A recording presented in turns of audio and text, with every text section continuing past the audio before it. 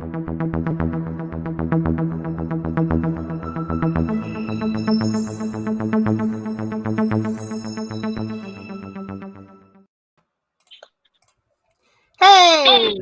Hey. Things are a little more different on this podcast today. How is everyone? Doing pretty good. How are you? Pretty good. Let's see. We're going to do, we're starting out here. You are now listening to Distance Nerding. He's Ryan. Yeah, I'm here, and I'm happy to be here, and yeah, everything's perfectly all right. We're all right. We're all perfectly fine. Everything is all right now. Thank you. How are you? Pretty good. And this one is Matt. And that one's Phoenix. Yeah, thanks for covering half my face, but enjoy the music before we start. That means no one can see half my face. It's great. I love it. You only need to see half, right? I know. There it goes. Now we're all in full and living color. There we go. Now we're all ready for our close-up, Mr. DeMille. See what I did there? And, well, apparently they didn't read their scripts, but we're here to nerd together. Yes. Certainly so. Yeah. I'm not wearing this $2,000 suit for nothing tonight, folks. Yeah. Distance nerding for life. We are in the house, man. And, I mean, this one's only like $5, but it fits well. No, exactly. No, this wasn't $2,000. I'm making those numbers up. I apologize. But if you want more information about that, you can find links in the description to buy one of these ridiculously good-looking shirts that the Phoenix and I are sporting tonight. But listen, Mattson, with all due respect, you're wearing an X-Men shirt, and that says something. That says that you know greatness when you see it, and you also represent the 90s. So I dig it. I love it. No problems.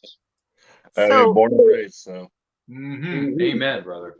We're talking anything pop culture, movies, music, food, wrestling, whatever you're nerding out on, we want to talk about it. And Food? we have a Wow. food, lots of food. I like French fries. I had those earlier. Those were great. We eat cookies on this show.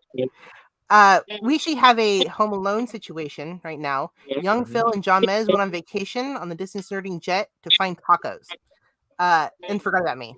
So I've invited a few friends over while they're away. On a completely unrelated note, by the way, happy birthday, young Phil. Oh, that's right. He turned 21 again. That's right. Yeah, happy birthday, young Phil. Yeah. Congrats on being 21 again, buddy. Congrats. You have as many drinks as many mudslides as you can possibly find. He says, he's undisclosed location. Oh, not the mudslides. Oh. I know. Someone offered me that on my 21st, and I politely told them thanks, but no thank you. Yep. That's what I said to that person who offered me the drink. I'm like, yeah, I got other plans tonight, buddy. That's not happening. So, were you in another dimension? Because he says he's in another dimension. Are you in another dimension? Or are you on a secret mission? Because, or He's in the secret Twilight dimension. Zone. Yeah. Oh, Carl Witzman's here. What's up, Carl? Dude, Carl Witzman's here. He's a buddy of mine where we can harass me. I mean, listen, Carl, if you want to harass me for the next 2 hours, you're more than welcome to, buddy. Yeah. Hey, listen, I was the one who got picked on every day at school, so I'm used to this. It's okay. I was always the one who was picked last on the kickball team. Remember those days, ladies and gentlemen? Yeah, in elementary school, you were picked last, you were bullied, you were picked on because nobody liked you. And then Rita Repulsa called me one day and said, hey, you want to get even with those folks? I said, green's not really my color, Rita, but if you want me to be your evil Green Ranger for 5 episodes, which should have been longer than that, by the way, I'll be your Green Ranger. Sure, why not? Do I get to use a magic flute that for some reason I can still blow into it while I'm wearing a faceplate? That doesn't make any sense. You know what my friend told me the other day? He said, Ryan, you know what they call it? That's Power Ranger logic. That's what that is. I'm like, yeah, sure. Like, that really exists. Get out. There's like a little hole in there, you stick it in the mask, you play exactly. Oh, look, Willow's here. Willow, good to see you. Coming over from Willow's show. Thank you for joining us. Yeah, they just debuted their new series. It's called The Sideshow with Willow and Heather on the HWWS Web TV YouTube channel, which you can follow on social media. # always promote your friends, Phoenix. So, yeah. Good people. I will promote away.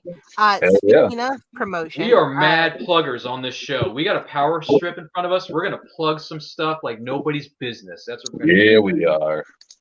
Speaking of plugging. Follow us on Instagram, Facebook, Twitter, Twitch, YouTube, and you can find us on our link tree at Distance Nerding. So Linktree is a great resource.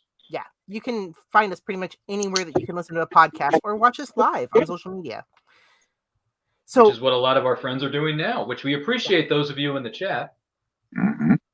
We are really appreciative of you guys being here. As everybody files in and floods in, why don't we talk a little bit about who you guys are? Because, of course, this is Ryan, and this is, as I said, Matt. Why don't you start first, Ryan? Really? You want the spotlight to be on me? Okay, fine. So to give you guys a quick intro, my name is Ryan of Nerd Culture. I do a couple shows a week on our YouTube channel, and you can find us simply on all forms of social media. It says on my name tag here, simply at It's Nerd Culture. New videos go up each and every week. I host a show called Boba's Weekly Bounty, which is live on Thursday nights at 8 p.m. EST, where we delve into the rabbit hole that is Star Wars. Nothing but Star Wars. And talk about the greatness that is the Book of Boba Fett, the latest episode. And it is spoiler heavy, so be warned. We do discuss spoilers on that show. And then the other show I do is on Saturdays at 12 p.m. EST. It's called, and I quote, where I interview content creators of all shapes and sizes, join us from all corners of the nerd universe, and we have a barrel of laughs, and we promote your projects. Why? Because as a wise man once said, a rising tide lifts all ships. And that's what we're here to do. So that's me in a nutshell. That's my very Cliff Notes version of my E! True Hollywood story without the scandal. Phoenix, back to you at the desk. That was quite a bit. That was better than I could ever do. You stay on here long enough, we're going to have a scandal. Oh, no. Don't get me started, Madsen. And let's see. I was going to type this to you, but Matt, can you turn your mic on and off? Is that possible? Yep, can do. Okay, so when you go to talk, go ahead and do that, because I think there's a little bit of a feedback here. Okay, got it. Otherwise, before you do turn yourself off, why don't you go ahead and introduce yourself? All right, I'm here from Sacramento. Actually, speaking of plugs, I would like to plug in the play that I'm currently working on. We just started rehearsals. It's called the Laramie Project, which is about it's a really heavy topic. It's over in Wyoming, Laramie, where Matt Shepard, it's all based off of true events.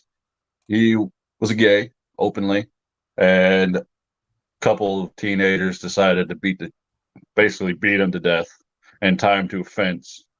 And he ultimately did die from those injuries. But it's basically the Tectonic Theater Company came from New York to Laramie to speak and have interviews with everybody in the town, kind of like what's going on. A lot of people didn't want to be a part of it because they didn't want Laramie to be seen like that. But I mean, it did happen. And now there is a production made of it. And we are actually, I think we're opening March 4th.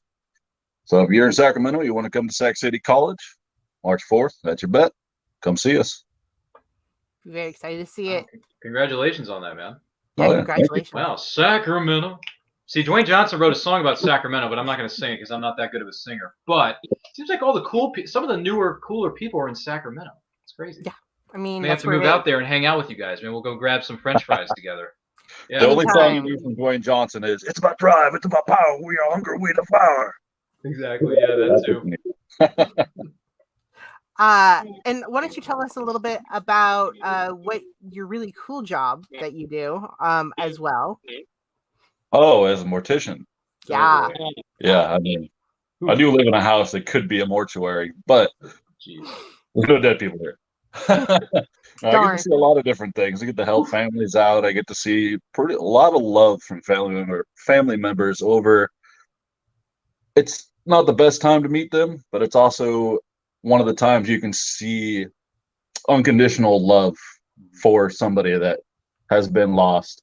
And I just help them, kind of guide them to the end. And basically that's what I do with that. I've seen a lot of things, which I don't know if I can talk about on here. But anybody wants to know anything, ask away. I'll tell whatever you want to hear. It's your job to tell me to stop. Oh, yeah. I mean, we're on a podcast, so don't stop. Definitely. Yeah, I was going to say, my good friend who has a website, risingtide.pub, Brian K. Morris, is a former mortician's assistant. So he does have experience being like an older version of Haley Joel Osment and looking into the camera and saying, "I see dead people." So he has seen his fair share of dead people. So, just saying, he's a writer and former mortician's assistant. And I look at Brian K. Morris and I think, that's one heck of a resume, Brian. Yeah. I mean, you get woken up at like 2:30 in the morning to go pick somebody up and like bring them back. And it's, I mean, no pun intended, it's dead quiet when you walk into that mortuary and you put them away. And there was one time I leaned a little bit too close to one while I was putting another away, and the gas is released from his mouth. I'm like, it scared the shit out of me. I ran out of that room real quick. In fact, I've heard some of your ghost stories, your creepy stories. So maybe you can come back on one day and kind of talk about those. Oh, no, we just need to get that other podcast started. Yeah. Thanks for plugging random stuff in the comments there, James. Oh, yeah. Thank you, James, by the way, for that. Yeah, he's so good at plugging. Oh, boy. Here we go. We've already started. All those links. So check out the Distance Nerdington post for more news and all the trailers, reactions, and let us know what you're nerding out on this week. That Facebook group page gets a lot of traffic. I've seen it. I post a lot on it. You post a lot of random stuff. I'm like, dang, girl, someone's paying attention to current events while I'm sitting here living under a rock. I'm just reading my graphic novels. Scrolling. A lot of scrolling. Yeah. A lot of scrolling. Yeah. So we got trailers this week. Space Force 2 Season 2 on Netflix, Bel Air on Peacock, some footage from the unreleased game Star Wars 1313, a full episode of the After Party on Apple TV Plus, and the Halo series from Paramount Plus, which we'll be talking about a little more in the further down in the show. I think it's time to start the download. I don't have any audio, so hopefully, we can just add that in post, right? Moving on to, we have Anthony Daniels that's coming back as C-3PO for an unnamed project. I'm kind of curious what you guys, I don't know if you've seen this one, what you think that he might be going in for, because recently on social media, Anthony Daniels, and in fact, I'll post the picture because I actually came prepared. You took advice from Uncle Scar. Be prepared. Be prepared. Yeah. Wow, look at all those blue lights, or white lights, excuse me, white lights. Yeah. If anyone who's listening to our podcast and not watching our live show, Anthony Daniels is covered in a live capture. So like it's got a lot of lights. Motion capture. Yeah. The motion capture suit, it's got lights and pretty much, but he's not saying what that is. Now, some fans are theorizing that he might be in Droid, the Droid story, which it's not clear at the moment which project he's working on. Fans have believed the role to be for Disney Plus, a Droid story announced by Kathleen Kennedy. A Droid story is said to introduce a new hero to the Star Wars franchise, joined by R2-D2 and C-3PO. I mean, what do you guys think it could be? Do you think it could be this, or do you think maybe there's a new movie coming out that they're just not saying? I mean, all speculation aside, if he is coming back as C-3PO, I mean, that mocap suit looks a lot more comfortable than that. Yeah. The actual costume. Yeah. Oh, yeah. I it's funny as I thought about that when I was looking at it. It would be, I'm wondering if they're just having mercy on the poor guy. I think he's getting older. There were stories about him overheating in the C-3PO suit back in the day. He also got claustrophobic at certain times being in that suit. Yeah. I mean, we heard about the incident during Return of the Jedi where our good friend, my good friend anyway, Salacious B. Crumb, was poking at his eye on the Jabba's sail barge, and he says, "Otto, help!" He mentioned in the behind-the-scenes diary, he's like, "I felt like I was going to explode. My head was going to explode. It was so hot in the suit, and it got so hot, and I got claustrophobic. It's like, get me out of here." So I'm like, well, you're being bitten by one of the coolest people in the galaxy, which is Salacious B. Crumb. What's up, Mark Dotson? who I've had the pleasure of meeting at a Comic-Con. Nice guy, very nice guy. He actually had a model of a Salacious B. Crumb that I could hold in my hands like a baby. So we hold him up in the picture and was like, dude, this is so cool. Because Star Wars is awesome and you should like it. Hell yeah. Yeah, so as far as what Project Anthony's doing, I'm going to go on a weird tangent here, but I'm thinking it's either, what's it called? The Devil May Cry Part 6, or maybe it's for Tron 3. Because we all know Tron 3 was going to happen like 10 years ago, right? Yeah, and then it never did. Liars! I mean, Devil May Cry has come to that point that Fast and Furious is at. Like, but I think it kind of just needs to stop. Probably, but the best, I mean, I haven't met the other people involved in the projects when it comes to Devil May Cry, but I have met, I think he's the voice of Virgil, Daniel Southworth. Dan Southworth, great guy. Okay. Great guy. Listen, the guy played the Quantum Ranger, my favorite season of Power Rangers. What's up, 90s kids? Power Rangers Time Force is in my favorite season, and he was the Quantum Ranger in that season. And that's how we were introduced to Dan Southworth. So, just saying, Phoenix, I met some people. I think that's kind of why you're here, right? If you didn't know anybody, I'd be like, who are you? If I don't know any nerds besides myself, what am I even doing with my life? Yeah. But no, listen, if he's doing a droid story, if he's doing C-3PO minus, much more comfort, less hassle with having to put on a goldenrod suit and all that jazz, fine with me. But if I have to play, devil's advocate, it's like, well, maybe he's trying out for Devil May Cry 6 or Tron 3 if they're ever going to make it. Yeah. I want my Tron 3, gosh darn it. I love Tron Legacy. Give me my Tron 3. And if you're going to do a Tron 3, Daft Punk can reunite for 5 minutes to make the score for that film. They can do that. Oh, I didn't even know they broke up. They did. Apparently they broke up not too long ago, and I'm thinking, why would you guys break up? You guys killed it in Tron Legacy. How dare you break up without my consent? They'll just pull a Judas Priest and come back 15 times. Yeah, they probably will. Who knows? I don't know. What's this now? He will be apparently he'll be at the Collectron. Collecticon. Is that going to be Anthony? Is he saying Anthony Daniels will, or? Oh, he's going to be at an event. Or. Yeah, who are you referring to, James? You got to throw out names, buddy, because anyone could be he. Who's he? Yeah. Don't make me pull a Tom Hanks on you and raise my hand and be like, I still don't get it. Sorry, that's an '80s reference if you don't know what I'm saying. But speaking of Tom Hanks, I actually got to have a conversation with his mom before she passed away. Get out of here! What was that like?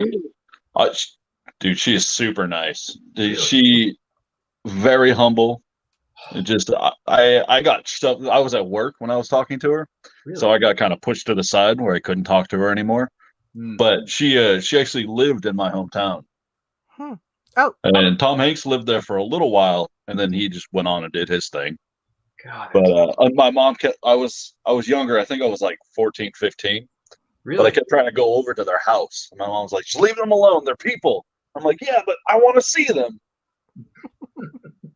What was, it's funny you mentioned meeting mothers of legendary actors or superstars, because my family and I, we actually met Jimmy Johnson's mother in the Carolina. I think it was in the Carolinas where one of his headquarters was, the Lowe's car, the Chevy headquarters, wherever it was.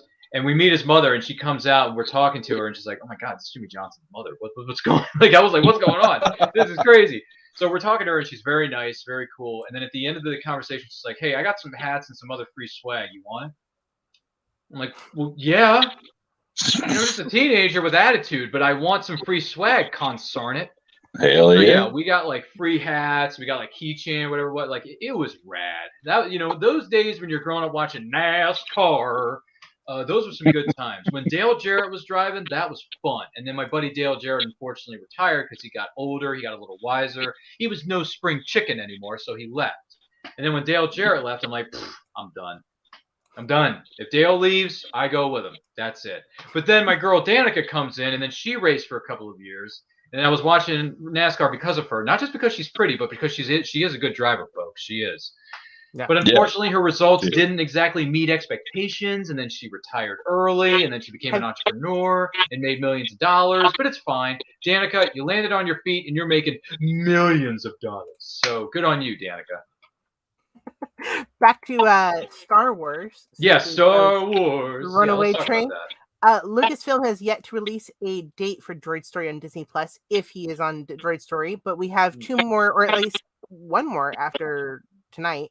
episodes of the Book of Boba Fett with the Bad Batch Season 2, Obi-Wan Kenobi. In fact, I just saw they released a video for Obi-Wan Kenobi. And then Andor, likely arriving in 2002. Moving on to more Star Wars news. Oh, we have comments, and I'm all over the place tonight. This is what happens when you got to multitask and do 50 different things at once. Guinness Book of World Records, first real lightsaber has been entered. Not as clumsy or as random as a blaster, an elegant weapon for a more civilized age. Did I do it right? I understood that reference. Yeah. No. You were right on. So what was it? Guinness Book of World Records has what? What is it now? So the Guinness World Records has recorded that there is a real lightsaber out there now. Great. Can I have one? Yeah, I know, right? I mean, they're only $30, right? I mean, we can get them at our local Target, right? This one has a little more combustible stuff. I think it more resembles what is it? Kylo Ren's lightsaber, where it can explode in your hand, and it's got that triple hilt at the bottom. Yeah. Actually, let me see if I can. I mean, just take a picture of it to your local redneck, and he'll. Oh, dude! Reverse engineer it. Wow, that is very early stages of Kylo Ren's saber. Yeah, it's very early. It's only 3 feet. 3 feet. 3 feet. 3 feet. I mean, listen. Canonically, Wolverine's claws are 3 feet long, so I mean, it's still pretty good size. Really, they are 3 feet long. Wow. And it only lasts about 30 seconds, apparently, according to... 30 seconds. Okay. Well, you know what? That's fine. Take your time. Give us another 5 years, and then we'll be ready to put them on the mass market, and then we can get them at our local Target. So that's enough time to murk somebody, though. It is. If you have 30 seconds, and you only have 30 seconds, you better use it wisely. But yeah, that's a good-looking early version of a real-life lightsaber, folks. Oh, yeah. Looks pretty good. Alex Birkin, behind the YouTube channel Alex Lab, was recognized by the Guinness Book World Records for the over 3-foot plasma blade that reaches temperatures of over 5,072 degrees Fahrenheit and can cut through steel. Before you picture challenging your father, the sword only lasts for 30 seconds and is very unstable. If my father's sleeping, 30 seconds is enough. I was going to say, you want to use a saber, that's one thing, but the wise man once said, the pen is mightier than the sword. Yeah. So maybe I should just use Le Bic and use a pen. We've had a lot of pens, right? What? People own pens, right? Like people, the weird thing is about pens. You buy a box of pens and you only use 2 of them. Where are the rest of them? Well, see, he's got a pen. They get lost where all the socks go. Narnia. Yeah. I mean, yeah, I lose my pens within 30 seconds of buying them. Really? Yeah. Wow. Definitely. I go to the store tomorrow and buy you a box and then just ship it to you so you don't lose that box? I could go to my local Staples tomorrow and get you some pens. They'll go everywhere. I'll pick one out at a time, and then I'll just lose it one at a time. Pick one out, lose it. Pick one out, lose it. Darn it. Now I know what to get you for your birthday. A giant box full of pens. Box of pens, yeah. Box of pens with lots of nerdy designs on them. Oh, yeah. Kylo Ren pens. Yeah. Maybe some Loki pens, your future Loki husband. Pens? Yeah. That's your future husband right there is Loki. We all know that. That is my future husband. Definitely. Yeah, man. She's mad crushing on Loki, Madsen. She's got like the hardest crush on Loki right now. She is dying to marry him and bear his children. I believe that. But Hiddleston's mine, so no, you gotta find somebody else.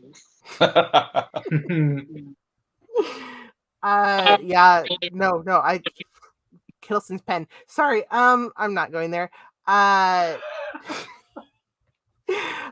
There has actually been a lot of lightsaber news lately, if you think about it too, because back in November we had a story about a real lightsaber on the Star Cruiser. Mm-hmm. And then they said, "Oh, it's not for guests. You'll never touch it." With current husband in chat, awkward. Yeah. He knows that I would definitely leave him in a heartbeat for Tom Hiddleston. In fact, Tom Hiddleston's like my hall pass, so it's all good. Oh my god! Hang on, where is this real lightsaber located? Apparently there was a story back in the real light. Which one? The No, the YouTuber one you're talking or- about, the one in November, the one that said you'll never touch it. So on the Star Cruiser, which Disneyland is opening a Star Cruiser up, and I think they're already doing it. I'm not sure. They released some video of a real lightsaber that is retractable, because you know how you can buy lightsabers right now. In fact, I have one behind me that is from the Kyber Cave. I don't know if I'm gonna grab it. I think I can. It's from that itty bitty little Kyber cave. Yep. Haha. So yeah. That is good looking. You filthy! Oh, there you go, Sith. Yeah. You turned it green. I was like, you filthy Jedi. I can't tell. Is it green or is it red? Both. Oh, it turns both. Well, which It's side are you Christmas on? colored. I'm on both. You can't be on, but you got to pick one. Not if you're Santa Claus. Or yeah, sure. Or if you're like Ahsoka and you're a gray Jedi, which means she leans on both sides. Yeah. Which you're is like the Ahsoka best then. path when you're a Force user, honestly. Okay, because I was gonna say, I got a lightsaber too that changes multiple colors, but if I'm gonna pick a color, I'm going green over red, buddy. I'm a Jedi. Everyone else I know is Team Sith. I'm like, how dare you? I made it so that I could go either way. Because I have both a Jedi and a Sith cosplay. Nice. But going back to your question about the lightsaber, right now you can't retract very well. Like even the lightsabers that are out on market, there's a little bit left when you go and retract your lightsaber. They released one, or at least showed a video of one that you could just straight up. The comment that Gino made, oh my god. Yeah. That is so inappropriate beyond measure to describe your marriage or your togetherness relationship as that way. I'm like, wow. There you go. Boy, here we go. Jedi in the streets and a Sith in the sheets. Wow, I've never heard someone's personal life described that way, ever. Did we just learn more than we wanted to learn about the Phoenix tonight? I think we did. Hey, what color lightsaber does he have?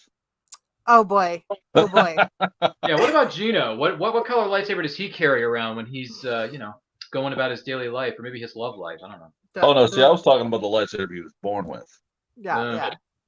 Oh boy, here we go. Is he Jedi or Sith? I don't know. Gino, you're going to have to say in the comments. You're going to have to let us know, man, because you describe your togetherness like that. That is very forward. James wants to know if the hilt is curved. Ooh. Boy, we're going so inappropriate with one of my favorite properties. But you know what? We're all adults here. We've heard things, so we'll just put a warning on this episode. It's okay. We should put the NSFC on the video, not safe for children. Yeah. There's lots of. That's how we've gone. That's how we roll lately. Wow, you and Gino. Oh my god. Going back, there is normally when you buy a lightsaber, you can't fully retract it, but supposedly Disney released a video back in November saying that we found a way to do it, but then they followed up with the dark side has cookies and so do I, and if it's green, you might need to jump back to tank. Yeah. Oh my gosh. Here we go. What if you're Piccolo? Yeah, you're Piccolo. Gino says, "Come on, Luke, join the dark side. We have cookies." Yeah. Listen, I like cookies, but not enough to join the dark side. I'm going to tell you that right now. It's not happening. I am Team Jedi till the day I do not draw breath. I am going to stick with Team Jedi until I die. That's happening. You filthy scum. I know. I am a stuck-up, half-witted, scruffy-looking nerve herder. And I don't mind being that way because women like scruffy-looking gentlemen. Who's scruffy-looking? I am. I'm scruffy. Listen, I got some 5 o'clock shadow going on this face, okay? You can't see it very well because I just shaved 48 hours ago, but still. I'm scruffy-looking nerve herder, and women dig that. So I'm all right with that. Listen, if you're watching this, I am single and ready to mingle. I'm just saying. Oh, so this is now a dating. Shit, we're plugging that. Hey, listen. It is 2022. Hopefully, the Corona Miley Cyrus is going to get the frack out of Dodge in the next 2 to 3 months, and we can go back to our daily lives. And I'm single and ready to mingle. I'm just saying. Waxed and waxed. Anyway, going on. I don't know about that part though, but yeah. So the luxury liner. Where were we? Oh yeah, luxury liners and lightsabers and how you can't touch them. is saying that you will never touch that lightsaber. It's for the actors only, which I think is highly unfair. Give me a lightsaber that looks kind of real. I want to play with it. I want to play with it. What are we, 5? Yes. I want to play with it. Okay. When I'm in the happiest place on Earth, I am 5. I'm going. You to literally 5. live in California, where some of the happiest places on Earth are located. So hey, more power to you. Aren't you out near another happy place on Earth? Am I? Yeah. I mean, I'm a nerd, but that doesn't mean I live on the. I don't live in Florida. I thought I told you this. Oh well, you're Florida's where Disney World is. I'm not Closer. where Disney World is. I know where a lot of people live in Florida. A lot of my friends are in the Sunshine State, which I hope to visit them, by the way. But no, I live in Maryland, so we don't have too many happy places here. You are closer to that place than me. I am. We are, and we do have some good Comic-Cons in the state of Maryland. So I want to give credit where credit is due, but at the same time, I want to go to Florida. So many great things in Florida. I love Florida. Okay, I really want to go to Florida with friends and just go to a bunch of conventions in Florida. That's what I want to do. I want to visit conventions, and I want to go to visit comic shops too. You know, that's a nerdish thing to do, Phoenix. I mean, that sounds like a good time. So I mean, who wouldn't want to go on a road trip with 3 or 4 of their best friends, just traveling in Florida, going to different conventions in and around the state, as well as going to comic book shops? I don't think that's a problem. Nope. By the way, hashtag we need to get a distance nerding and nerd culture like crossover and like just go on a road trip together. That's what we need to do. Oh yeah, I mean, we got to make it happen, Phoenix. Come join any con with us. We should. We're happy to have you. Yeah. Hey, I can get a hold of a van. But the question is it a standard size van or is it a turtle van? It's got free candy on it. We should get the turtle van. I might be able to get a hold of a van big enough where I can modify it and turn it into a turtle van. That would be sweet. I mean, I'm not going to put guns in it because I'm not trying to go to prison. But no. But in the turtle van, we could have an unlimited supply of pizza and pizza boxes, and an unlimited supply of Coke, water, or any other kind of beverage that you need to wash your pizza down with. And then we'll just live it up by buying comics and going to Comic Cons and meeting celebrities. I think that sounds like fun. Hell yeah! I mean, it's people can have fun, right? I mean, Liz, come out here. We can go to Ranch Obi-Wan. Yes, I want to see Ranch Obi-Wan. I want to see Lucas. All that stuff that's out there in California. I want to see it. Gosh, consarn it. I want to see it. Because we have the higher ground. Hey. I have the high ground here. Okay? I'm a Jedi. You're a Sith, so. Well, you said you're an in-betweener, but to me, that kind of that's your polite way of saying, yeah, I'm in between, but I'm really a Sith. Yeah. So, listen, in all honesty, Phoenix, I'm the Jedi, which means I have the high ground. I mean, if Obi-Wan can have the high ground, I can too. I'm undercover. That's what I am. Does Gino agree with that, though? I don't know. Uh-oh. Is he still here? He's probably somewhere in the comments. Oh, yeah, he's definitely still here. He's never leaving. He's just going to stay here and be like, yo, you want to hear more about our lives? I'm like, no, not really, because you described it perfectly a moment ago. Moving on to more Guinness World Records news. Ooh, records are being broken? Yay. Yeah. We have Spider-Man. Tobey Maguire and Willem Dafoe just broke a world record, or a Guinness World Record. Which record is this? It is congratulations to Tobey Maguire and Willem Dafoe. 19 years, 225 days after their appearance in Spider-Man 2002, Maguire, age 46, and Dafoe, 66, have broken the record for longest career as a live-action Marvel character. Wow. Yeah. In the words of my good friend Wayne Campbell, I was not aware of that. Yeah.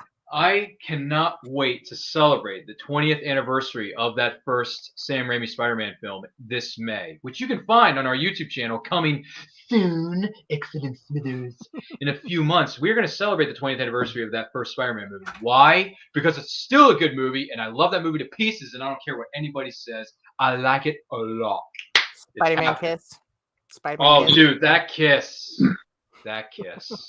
I mean, the Do you first have one's any not bad. idea The third one. how many dudes imagined themselves hanging upside down, making out with Mary Jane Watson in that scene? We all dreamt it. We all did. Seriously. Everyone. As soon as the movie came out and I saw that sequence, I was like, that's going to be me and my girl. Like, whoever my MJ is, that's going to be our first kiss. Me using my Spidey abilities to be upside down and her just, being right side up. And we're going to make out. That's going to happen. Unfortunately, it never came to fruition, so I got to let that dream go. Never say never. True. Oh, wait, hang on. You're single and ready to mingle. You hear that, lady? I am. First kiss but with him. Upside down. That's true. It's true. But still, yeah, that kiss. Yeah.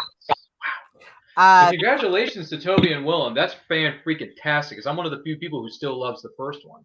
Mm-hmm.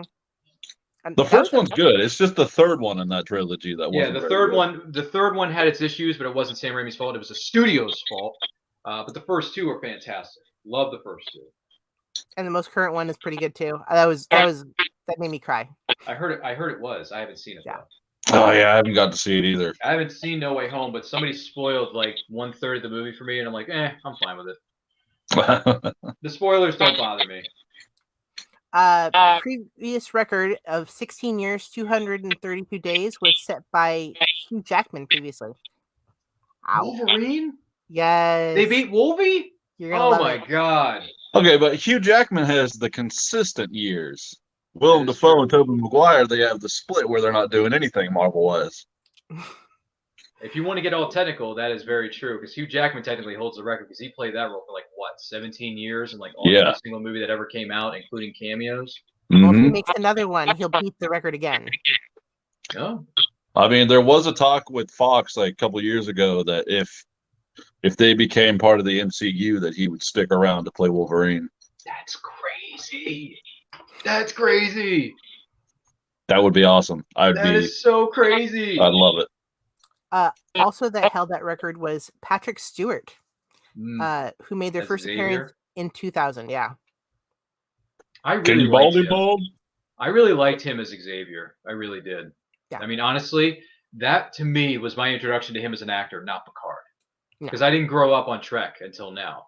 So I know him better as Xavier and then Picard. But listen, you can put any roles in any order because it doesn't matter, because anything that Patrick Stewart does, 9 times out of 10, it's going to turn to gold. I mean, the guy played Ebenezer Scrooge, for Pete's sake, in a made-for-TNT movie of A Christmas Carol. I mean, if the guy can still play that kind of role at his age all those years later, I mean, bless the man's heart. The guy's pushing like, what, 80-something, 90-something? And he still looks like he's 50. It's ridiculous. Some people just don't age. And I think Xavier is one of them. He seems to generally want to help you. And that's a rare thing for people. Are we sure? Are we sure that Stewart didn't get something from the Star Trek set? Keeps him young? Maybe something on the holodeck. I don't know. Yeah. Maybe we're in the holodeck. Who knows? It's that key. I'll take the holodeck over the mirror universe any day of the week. Oh, God. Yeah. I haven't watched all the mirror stuff yet, but it's like, I don't know if I want to see a mirror image of myself. I just want to go on the holodeck and do whatever I want. Sorry, I didn't mean to go off on a weird tangent, Phoenix. I know you're driving this ship, but apparently I just have a way of swerving the wheel off the road. I'm sorry. It's fine. Longest tenured actor with Marvel goes to actually Paul Bettany, who has been in every phase of Marvel since 2008, starting with his role as the voice of Jarvis and then later Vision. And he continues on as a Marvel actor today, outliving his Iron Man castmates. And doesn't he also have the most deaths in the MCU? That actually Guy's probably died like 3 or 4 times. Maybe 5, actually, because if you think of Infinity War, either way, there's a lot going on there. Paul Bettany's a gifted actor. Oh yeah, I think he's a gifted actor. I remember one of my favorite things about Paul Bettany is that speech he made in that little indie film called A Knight's Tale with the Joker himself, Heath Ledger, and he introduces the knight, and at the very end he says, "God, I'm good." I'm like, yes, that is how you do an intro to a character, like to any. That's how I want. If someone's going to introduce me into anything, I want Paul Bettany to do the introductions. Like, I want him to do all that fancy stuff that he called Sir Ulrich von Liechtenstein in A Knight's Tale, and then at the very end, I want him to say to himself, "God, I'm good." God. See, that's how I was introduced to Bettany, and to see him go from that all the way to where he is now with Vision. Like, it's just amazing because he is an amazing actor. I think he's gifted too. He's very gifted. Did you see? I saw him in the romantic comedy. Speaking of Spider-Man, he was in Wimbledon with Kirsten Dunst, a romantic comedy based around tennis, no doubt. And then he was in the graphic novel film Priest. He was in Priest. It was him. Maggie Q and Carl Urban was in that, which was pretty rad. You had Paul Bettany, Maggie Q, aka Nikita, and then you also had freaking Carl Urban, who later on to play Dredd. It's like, oh my God, the guy's worked with some of the biggest fish in the sea. And then what else was Paul Bettany in that was kind of good but not great? Oh, Legion. When he played a fallen angel in Legion. So Priest and Legion are part of like a trilogy that's supposed to be. They're like loosely tied together. Oh, I was not aware of this. Yeah, and with who was the other one you just mentioned? Oh, Urban. No, Carl Urban. Yeah, Carl Urban. That he is another amazing actor. Just all the different roles he can do. He's a hardcore nerd too. Dude, his range is massive. Mm-hmm. I'm a little biased when it comes to acting, so. Great career for a lot of these actors and actresses that we just named. So if you're curious about any of these actors, just go on IMDb and look up their filmography. It's a long resume. After the successful WandaVision, fans hope to see a return of Resurrected Vision. But congratulations to Toby and Willem. Absolutely. That is, yeah. Grew up on that movie. And I still love it to this day. 20 years later. Doesn't time fly when you're having fun? It doesn't feel like 20 years. It doesn't. And the other thing is, we did an anniversary watch along for the original X-Men film that turned 20 back in 2020, and I'm like, Jesus, time flies. Yeah. Damn, that movie, yeah. I know. They were just airing that movie earlier yesterday or today on MTV2, which don't get me started on certain channels of cable, okay? But when they air certain movies when they're good, I'm like, geez, I still love it. Not a lot of people are too big a fan of the first X-Men film, but I love it. I personally love the first X-Men. Mm-hmm. Still to this day, 20 plus years later, I still love it.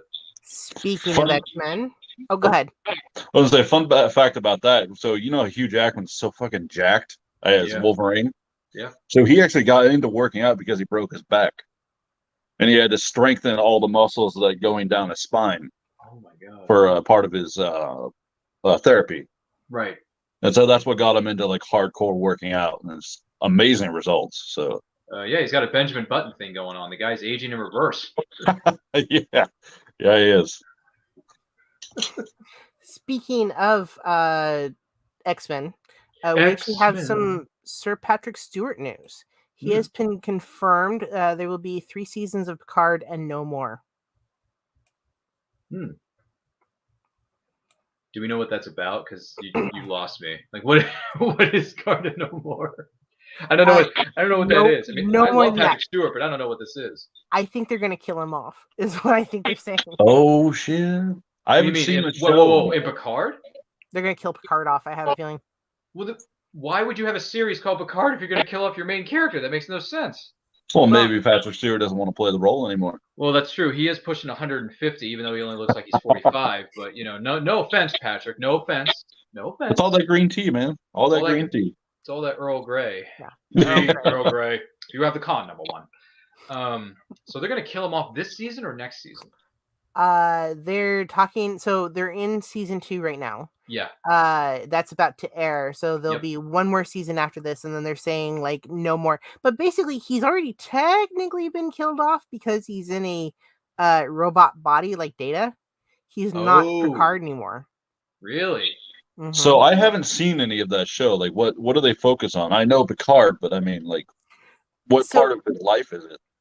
It's funny. I call it the Picard Matlock because he's basically just running around solving things in his retirement. Yeah, that's it. Yeah, that's kind of one way to describe it. I have season 1 on DVD over here on my to-do desk, and I haven't done it yet, but I look forward to watching because I love Patrick Stewart to pieces. But yeah, he's retired. He's out of Starfleet, and then all of a sudden, this mystery woman comes on his doorstep, and says, "Hey, I'm in real trouble, and I really need somebody's help, and I think you're the one who can do it." And Picard's like, "I'm retired," but then he, jumps into the fray, and then he just goes on this weird, crazy adventure, which I'm looking forward to watching because, like I said, I just became a Trek fan during the Corona Miley Cyrus that we're still currently in. So I'm looking forward to seeing what happens because I love the TNG crew as my favorite crew of Star Trek. Granted, I haven't seen the shows yet, but of all the movies that I've seen, all 13 of them, my favorite ones were the TNG. Not all the TNG films, but those were the ones that I enjoyed personally the most. I can't speak for everybody. Mm-hmm. But my favorite Star Trek movie is sitting on my wall right now, and I got the movie poster to prove it. It's Star Trek First Contact. I love that movie. Oh, yeah. That is my favorite Star Trek movie of all time is First Contact. And it's because of Patrick Stewart saying the line must be drawn here, this far, no further. It's just he's my boy. Like Picard is my boy. So yeah, thanks for ruining the show, James. Thanks. Yeah, James says spoiler alert. Like, come on, it was like early 2020 or late 2020, early 2021. Yeah, but I haven't seen it yet. Okay, I have a list of stuff that is a mile long, and Picard is just one of them. Please don't ruin my show. Okay. I am gonna watch it. I have season 1 on DVD, and then when season 2 comes out, or maybe if I get access to some, I'll just watch it on Paramount Plus. It'll be fine. Okay. So, well, sorry about the little. Yeah, you kind of spoiled something for me, but it's all right. I'll in the words of Ken Jeong, I'll allow it. Okay. That's funny that you call DVDs dividends. Yeah, because we actually have called him that. I didn't realize. Zoolander said that at the beginning. When you watch the original movie, when the DVD pops up and the menu comes on, Zoolander's doing a narration, says, "Hi, my name is Derek Zoolander. I'd like to welcome you to the wonderful world of DVD." My friends and we call him Doofed. We call him Doofed. I call him DVD. So there you go, guys. That's the beauty of physical media. I still collect it and I love it. It's great. Mm-hmm. I'll skip over a few of these spoilers then. Don't spoil my show. This season, John Delancey will be reprising his role as Q, though, for season 2. Red alert. Yeah. Yeah, that's a red alert, Phoenix. That's a red alert with Q. Red alert. Q. I know. Q is a slippery one. I love Q. He's Q a is my slippery favorite character. You know, he is basically. You know what he is? He is the Star Trek version of Loki. He is. That's literally what Q is. Him. That's why you love people who act like Loki so much, and you want to marry them and bear their children so much. It's because they're Loki. Maybe not John Delancey. Maybe not. Maybe not so much John Delancey, but even so. Yeah. I actually just started watching TNG, and I'm midway through, or like 30 minutes into Encounter at Farpoint, the first episode, and Q shows up to mess with Picard's head, and I'm like, dang, I didn't know I was going to meet Q this early in the series, but they're not pulling any punches. Welcome, Ezra, by the way. Kyber K. Hey, look at all these cool people in the chat. Bridget's here. Hi, Bridget. Yeah, she big Star Wars fan. That's my mother. She got me it's your into mother. Star Oh my Wars. God. All your family's here. The person that you are currently living with is here, and Bridget's here. Who'd have thunk? Yeah, and then hi Kyber Cave. Who's here? Ezra. Wait, Ezra Bridger is here? Holy crap. Intro. I know Ezra. Who doesn't from Rebels? Ev Spider Pig? I don't know. I don't know about that. That's a little too forward, James. It's a little too forward. Picard will look to make it so for the season 2 debut on Paramount Plus on March 3rd. Yep. I saw the promo for the trailer, but I don't want to watch the trailer because it gives away spoilers of season 1, which I haven't watched yet. So don't do it. Yeah. So no spoilers.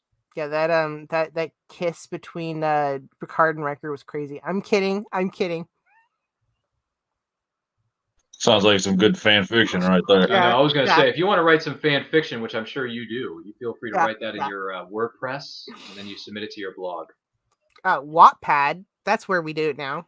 Oh, you don't do it on WordPress? Okay. Wattpad. I never even heard of a Wattpad. Okay. Like I said, I've been living under a rock for the last couple of years, so I don't know what's going on. Gino says, I'm still here. My mother says, hi, Gino. Hi, Gino. Kyber K. Hi, Bridget. Says, sorry, we're late. Was watching Boba Fett. Yes, because Boba Fett is awesome. Mm-hmm. Anyway.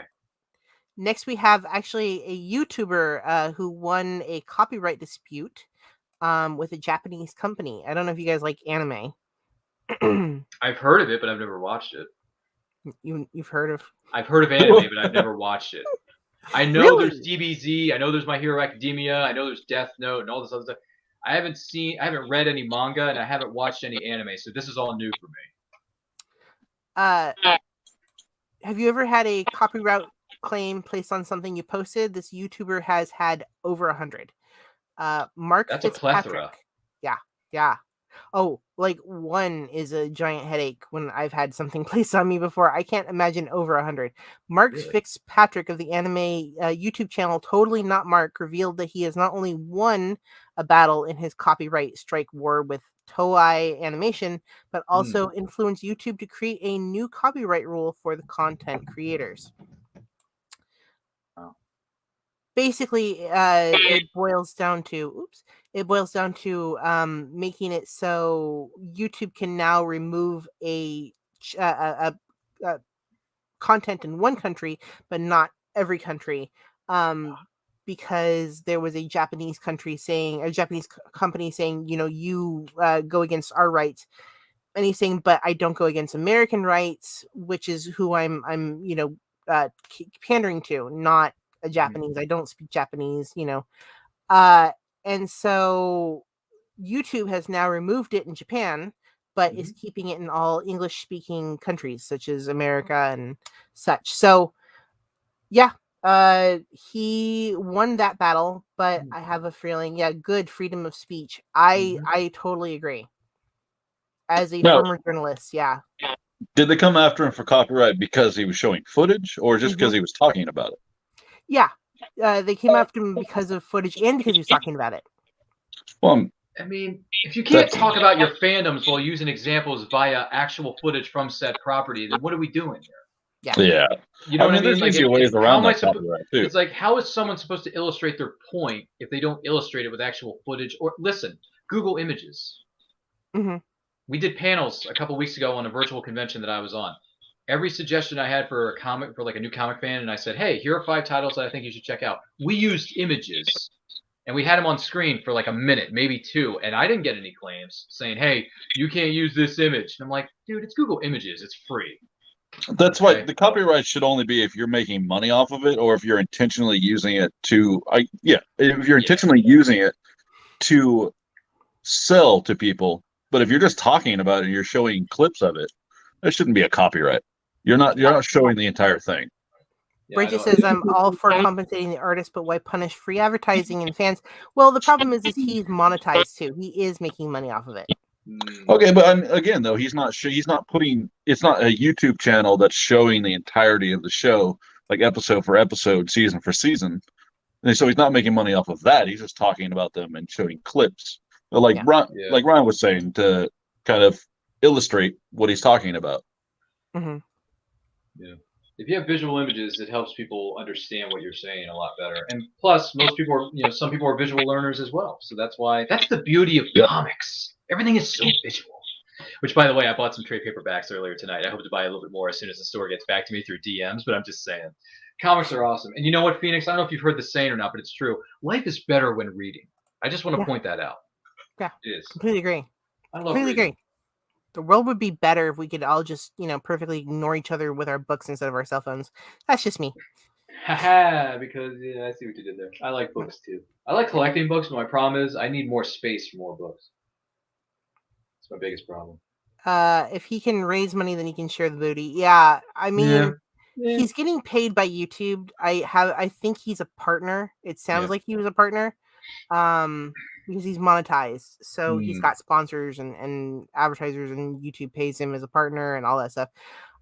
So he's making money. So I understand them being upset, but he's not. He goes on the fair use claim in America, which was his complaint and his argument. So, oops. On a brighter note. Let's move on to something a little lighter, which is Minnie Mouse. Oh, the queen of Disney, the Minnie Mouse? Okay. The Minnie Mouse. What is going on with Minnie Mouse? I haven't talked to her in so long. She hasn't returned any of my phone calls. She's getting pants. She's getting what now? Pants? Pants. Oh, she's getting pants. Okay. Yeah. Okay, these look all right. They look kind of charming. I'm sure the young ladies out there, if they want to buy themselves a set on the Disney store online, I'm sure they can. Yeah. I mean, so Minnie Mouse says bonjour to style and comfort only in Paris, though. If you go to California, you're not going to see her in pants. We're going to see her in that red and white polka dot dress. Yeah. Isn't it also only for like a month for some kind of advertising they're doing?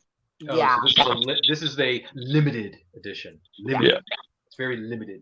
What do they make? Like 50 million of those? No.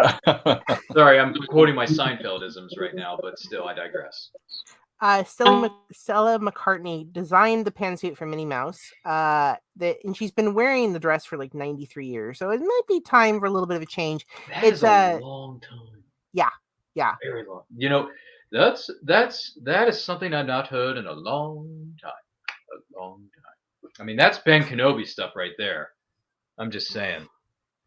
93 years. It's kind of a strange old hermit. Sorry, I don't mean to bring out the Star Wars isms, but it happens. It happens. It happens. It does. It happens for all of us. What is this that James is saying? The one lesson that we've learned in the last 59 minutes and 30 seconds of this 56 minutes and 30 seconds for those of us who are keeping score at home. Share the bouquet. Well, I don't know if I want to go all adult here, but I mean, maybe so, James. I don't know. I'll leave that up to Phoenix's discretion. Uh-oh. I'm just kidding. It better be a sleek pantsuit. Looks like a pair of PJs. You know, I kind of agree with that. Hey, look, Willow says it looks like a pair of PJs she would wear. Yeah, I would wear too. Who wears PJs nowadays? Oh boy. I mean, I'm a dude. I'm a dude, and I wear them. You know, I'm a dude's dude, and I wear pajama pants and a t-shirt. Granted, I'm wearing this t-shirt tonight because someone didn't pay me $150 to wear this, but Hey, I was born with a great set of PJs. So a little better than that. I'm just saying. But no, I wear pajama pants, a t-shirt, whatnot, because it's wintertime. It gets cold around the Northeast. That's what happens. That's true. Hey, you know what? It's cold pretty much everywhere right now because there's this giant winter storm that's going on in the Midwest. It's like barricading like 18 states in snow, and also there's like 100,000 or so people without power. So damn. It's pretty nasty out there in the Midwest. So for those of you who do live in that area, please try to stay warm and keep safe during these winter storms that we've been have been going through, I should say. And wear PJs. Absolutely. And wear comfortable PJs. If your electricity shuts off too, you can go over to like Home Depot, get yourself a terracotta pot, a couple of bricks, and some candles, and you just put it underneath the terracotta pot. It'll heat up your entire room. I was not aware of that. But Minnie Mouse, for anyone listening and not watching our live show, she's covered in blue, which has made a lot of people angry that she's not wearing the red and white polka dots. They're saying at least, make red and white polka dot suit. I live in Canada. I wear them to protect myself from the wind blowing through my drafty house. Yeah, I live in Norway. No, I definitely get it. Yeah, I get the practicality of pajamas. Yeah, Willow, our good friend Willow lives up in Manitoba, Canada, and it's like -30 there right now, and they're buried in like a foot and a half of snow right now. So yeah, it's pretty nasty. But you know what?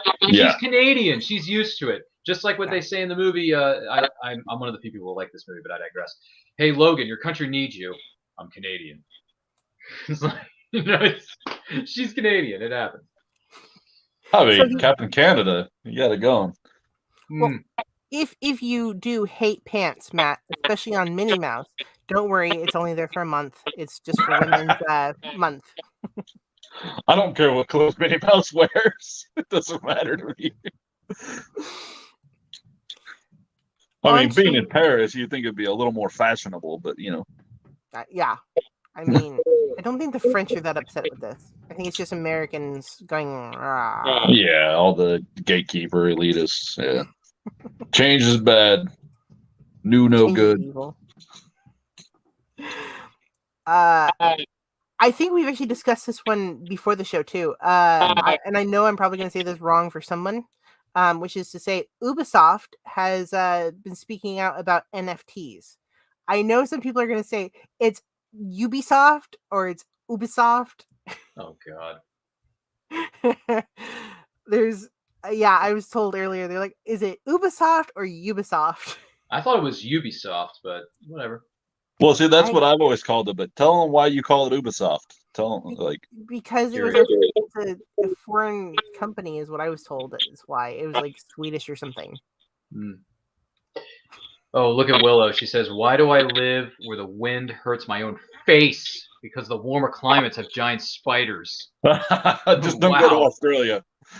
The warmer climates have giant spiders. But it's okay if you do care. My mom says it is okay if you do care, Matt. That what am I carrying? Oh, the clothes. About pants, yeah. By the way, I saw that James said in the comments just a moment ago, he says, it's the bloody pandemic. I haven't worn pants for over 3 years. Wow, Yeah. that is a long time to go without wearing pants, dude. That's a long time. When the pandemic first started, I remember that, where all I did was wear sweats. And it was really hard to get me out of the house because I wasn't going to get dressed. No one was going anywhere at that point. You know what you're telling the world with these sweatpants? You're telling the world, I give up. I can't compete in normal society. I'm miserable, so I might as well be comfortable. That is a quote from Jerry Seinfeld himself. That's my roommate, she started wearing like dirty pajama pants like to the store. I'm like, yeah, those are your give up pants. Like you've given up.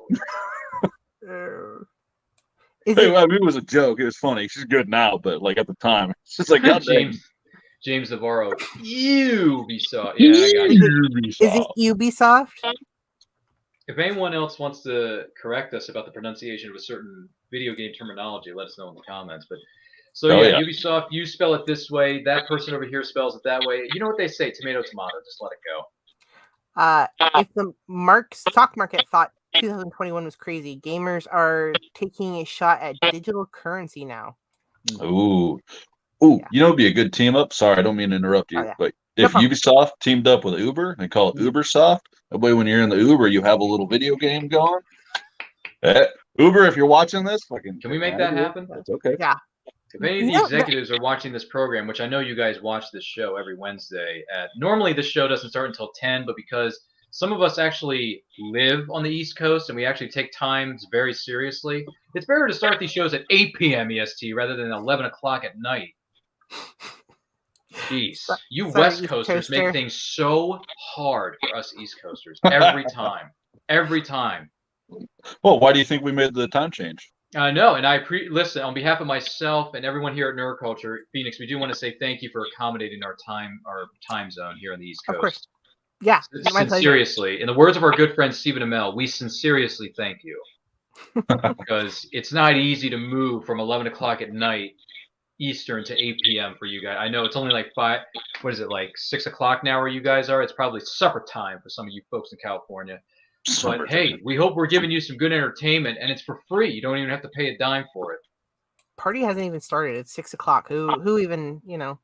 Summertime the only season. Normally I have dinner. I have dinner between 6 and 6:30, but it's 9 o'clock where I am right now, so I had it earlier. So I'm good. Thank you. Oh. I had my bucket. I had a box full of pizza and a container full of French fries. I'm good. Willow wants to play fighting games with the Uber driver for their tip. Ooh. Yeah. Ooh. Get a little brawlhalla going. Anyone else feel that way about Uber drivers? I don't know. I'm just saying, if you want to throw it out in the comments. Oh, back to Ubisoft. Ubisoft.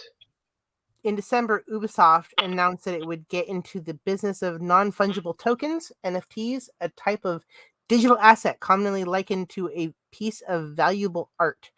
I don't know if any of you have checked out the NFTs yet, but they're kind of cool. I'm actually working on trying to get them. Ryan, California's a little jealous of Hawaii for the same reason. Back to the response from the gaming audience is an instant and constant thumbs down. They have hated every moment of it. A video announcing digits in their exchange platform Quartz had 31,000 dislikes on YouTube. So basically the gamer community is saying that they're ruining the world and they will never ever take part in NFTs. Yeah, a lot of people have that stance. I don't really know what NFTs are other than being digital artwork. A lot of people talk about them as some kind of digital currency. I haven't really looked into them because they don't really interest me. But when I was reading the article, what I understood was they were using them as in-game add-ons, which they're already doing. I don't why did they need to call them NFTs? So to go backwards a little bit to explain an NFT, it's a part of chain code. And it basically it can only ever it exists in several different computers is how it was explained to me. And you would have to hack a ridiculous amount of computers to destroy the information of a particular NFT, and it's represented by a image. It could be anything. It could be a picture of a monkey. It can be a drawing. It can be anything. Some of these are also attached to things. Like one guy is giving away digital land. So because people are starting to exist on the digital plane, there's memberships. One guy gave away what is it? Front row seats to his shows. I think it was a basketball player. Anything can be attached to an NFT. So, and it's chain code. So it's a little bit of artistry and it's a little bit of really geeky coding. And it will be attached forever. It's there forever. You can't destroy it at all. And the idea is that they will attach, like, say you drop loot, you have this loot that is like really, really valuable in a game, and then it will be attached to this NFT. Say you beat the game and you never want to play it again and you're done. Some people do that. I don't. I keep my games forever and ever. But say you have like a particular gun that only came out at this certain time on a game, and you're done with the game, you're never going to play it again. You can sell that gun to someone else, and then someone else will have that gun to play with that game. They buy it from you. The price can also go up like a stock.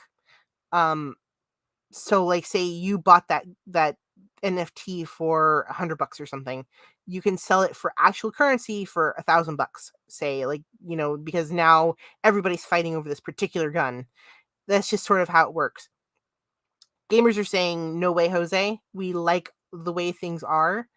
Do not bring NFTs into this. Do not bring regular money into this, because it's often attached to, like, say, Bitcoin. And it's very, very messy. I lean on the leave it alone. I don't want NFTs attached to my games, because you will always have those toxic people that want to, like, drive up prices just because they can. And that would make me severely angry if, like, say, I can't get a weapon or something that I need for a game because it's so out of my price range now, is my complaint. Well, I know a lot of people in defense of stuff like that, they'll be like, well, I mean, it's not that much money, you can just buy it. But when it comes to games, then you're basically paying to win. Because there are quite a few games that have it to where you can buy things that make you better than the people that don't buy things, that don't spend real world money in the game. And it's kind of about a fairness. But when you're going onto a game, you're going on to be entertained and have fun. You don't want the frustration of being destroyed by somebody just because, oh, hey, they funneled $1,000 into this game, so they're all just beefed up and murdering you. And then it kind of encourages them to keep selling that stuff to people playing games. And they're definitely targeting children too. Like, and some children are desperate enough to get a hold of their parents' credit cards, put that information in, and then just spend thousands of dollars of their parents' money. And then it's like, oh, okay, where's the defense against that? Completely agree. I mean, I'm thinking about really toxic games that can go like PUBG. Yep. Where you can buy things and get the upper hand. Mordor is like, or not Mordor. What is that game? The most recent Lord of the Rings games. Ooh. I forgot what they're called, but it's the one where you can play one of Aragorn's ancestors, but you can basically pay to win in that game. You can pay past paywalls, and it'll just like zoom you forward past otherwise you'd have to put hours and hours and hours of work into it, which is fine if you're doing it for fun. But I mean, sometimes that stuff's not even worth it. It's just like, oh, look, we turned this little feather in his hair red, and so you're gonna make me pay for that or work hours to do that? I'm like, nah, we don't want to do that. Just stop doing that stuff to us.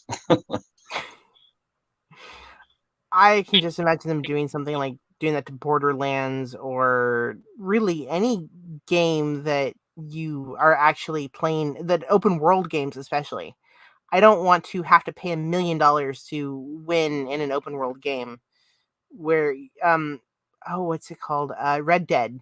Red Dead was a big one where I was noticing people were getting a hold of things, and I was just straight up dying, and getting robbed because people had better things than me. And I'm noticing that's a further theme that we have lately. It definitely affects online play a lot more than anything else. Like in solo play, it's whatever. Like you're only affecting yourself and your own gameplay. Mm-hmm. But when it comes to online play, when you're playing with other people around the entire world, like let's not do that. Let's just get away from that. And I'm looking for the name of that game real quick. Oh, Shadow of Mordor. Okay. Shadow of Mordor. Yeah. Yeah, that there's two of them in that series, but they're both kind of like that. Which I have. It's a great game. I just don't like the whole pay to win bullcrap.